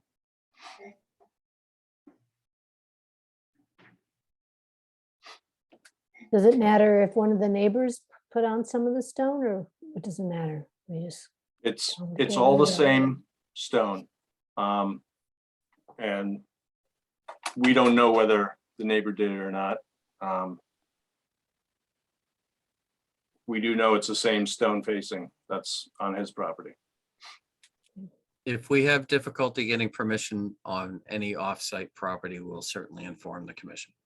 What I'm looking at right here is there shouldn't be any issue because it's not the neighbor's property. Well, you can go right from, this area here is off property. And then up in this area off into the city. So the right, ci- the that's city city element. property. So, you know, if this owner here says he can't do it, then we'll be in touch. You'll let us know. Okay. Okay, so, Alright. so we'll work on the sort of paperwork end of things, and Julia, maybe I'll run a draft by you, because I want to make sure what we come in with in January is going to be It would be acceptable. great, and it would be great to get it 2 weeks prior to the Yeah. January meeting. That's, But we still need to vote on the enforcement order and what we want for a timetable on that. And what we want if nothing's done, what level of fines we want also. I'm personally of the opinion that, you know, if this doesn't go satisfactorily, that we retroactively fine to today. And I'm pretty sure we can do that. We've done that before, have we not? If nothing's done, today's the enforcement order. Yep. And if nothing's done, then the fines go retroactively back to this date. I don't know how you, Mr. Chair, I don't know how you can do that if they have a date by which they're supposed to have something done. And then you go backwards to a date before they were supposed to have something done. Well, it's a violation now. Right. It should not have been done. Right. We could have essentially been finding him now. Yep, no, I understand. And that's part of the incentive process. Yep. So. And frankly, I think it should be $300 a day. I don't think we should start anything less than that. That's per violation. How many violations? Well, I was just gonna do $300 a day. We could, every stone could be, I don't even know how we would do the block, the facing, but I'm fine with 300 a day. If the commission's not fine with that, then you can say what you want. That's just my opinion. Well, I think 300 is a bit much, but especially, Well, hopefully this won't. It'll Need be to be nothing if it's implemented. done. But Okay, so where are we now? We're gonna vote to, we've sort of said what the motion is a couple times. Should we, you want to repeat it again, or can we just vote on what was said? well, we need a date. If we got to decide what date it needs to be done by, whether it's February 1st or it's March 1st or whatever.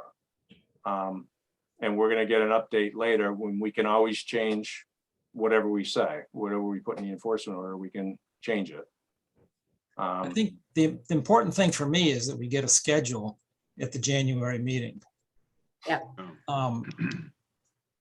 And whether we say it needs to be done by February 1st or March 1st, I think there's going to be difficulty getting it done by February 1st. Yeah, I don't think that's going to happen, no matter how hard people work at it. And that's fine. That's fine by me. So I would like to see, if we don't get a schedule at the January 4th meeting, then that's when we could start finding.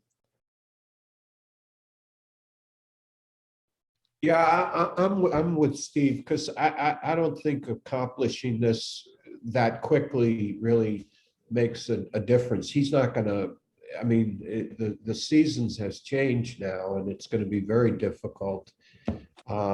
And obviously, we're not gonna go ahead with any of the things he wants to do here until this is resolved, so.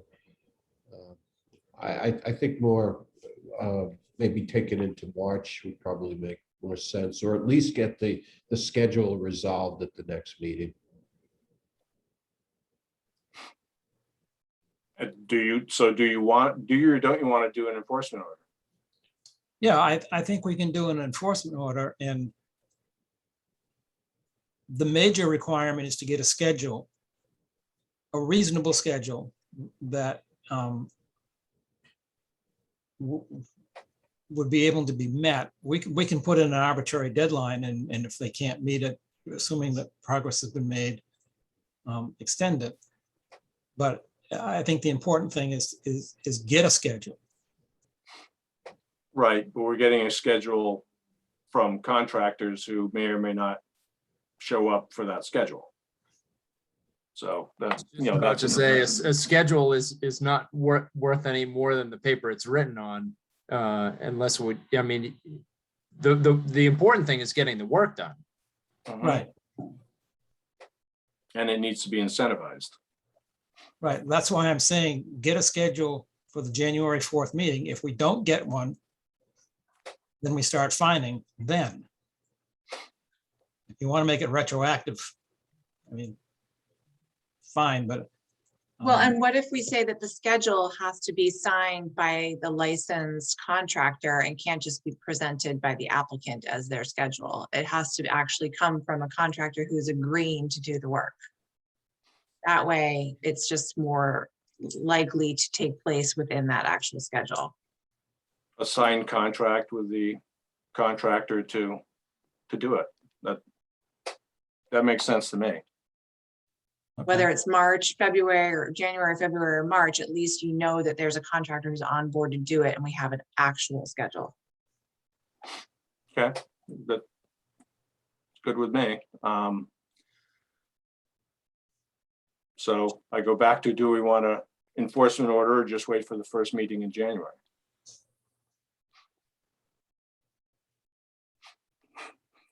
I hear a lot of silence. Well, it makes Yeah, well, sense. It makes sense to have an order and just make, but to tie it to getting that if certain things will happen if we don't have a schedule by January and don't have a commitment from a contractor. I don't know if you can get a commitment from a contractor even if they're not going to be able to do the work, for a while down the road. Could still have the commitment. So we do want an enforcement, we do want Yeah. the schedule to be presented, we do want to see that there's a contract. And we want this all resolved by the, or at least laid out by the January meeting. Okay, Okay, Can we vote on that? sure. Make a motion.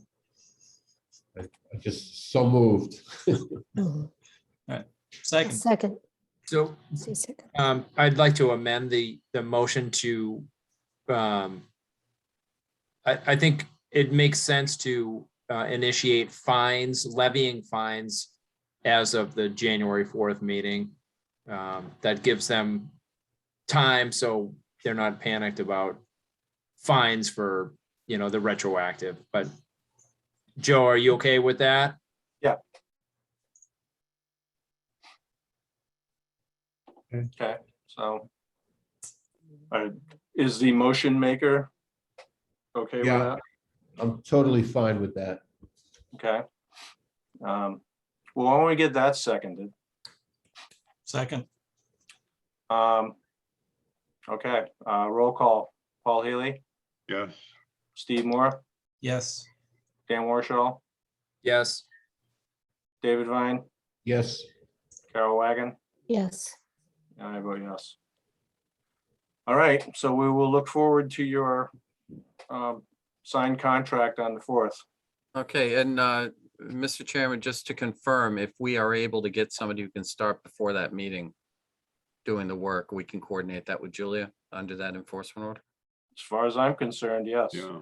Okay, just want to make sure that's clear because there's a chance, and I know he's anxious to get stuff moving on the ground. So, I think you'll find he's very willing to do this. He's, as I indicated, he was calling nonstop nights and weekends, trying to get us to get this information into you over the last couple months. So it's not been on him, the delay. It's been on us professionals trying to get it all together. So anyhow, thank you very much. I think this ends a long night. For us. All right. Thank right. you. Take care. Yeah, Yeah, bye. Night. We don't need a motion to Thanks. adjourn. We do. Move that I we- just want one thing. We'll table that motion. And this is for Gretchen. I noticed on your email for the meeting notes that you still had Ron DeCola on the to list. Oh, yeah. I don't know if he's complained about it, but you might want to remove him. Maybe he wants to know what we're doing. All right. Okay. I'll send an email to Gretchen. Okay. Well, Gretchen's, come on. Oh, there there. she is. Got the message. All right. I'm Okay. surprised that you would think that the minutes aren't so interesting that everybody would want to receive them. Well, They he are. can They're get very them good. off- You can get them off the public website too. Thanks, Gretchen. All right. I will entertain your motion now, Carol. I make a motion that we adjourn. I move I that we second. adjourn. I second. All in, no, well, roll call. Paul Haley, Yes. Steve Moore, Yes. Dan Warshall, Yes. David Vine, yes. Carol Wagon, Yes. and I vote yes. Hey, I guess, Thanks, Night everyone. all. I think we've earned our pass till January. Yeah, Happy New Year. We Yeah. don't see you. There's no Everything else. city, no city holiday party this year. Just got canceled. oh, well. Wow. Now What are you're you all gonna- itching to go to that. Okay. All right, Right. folks, Good night. Night. Care. Happy Night. holidays. Everybody. do.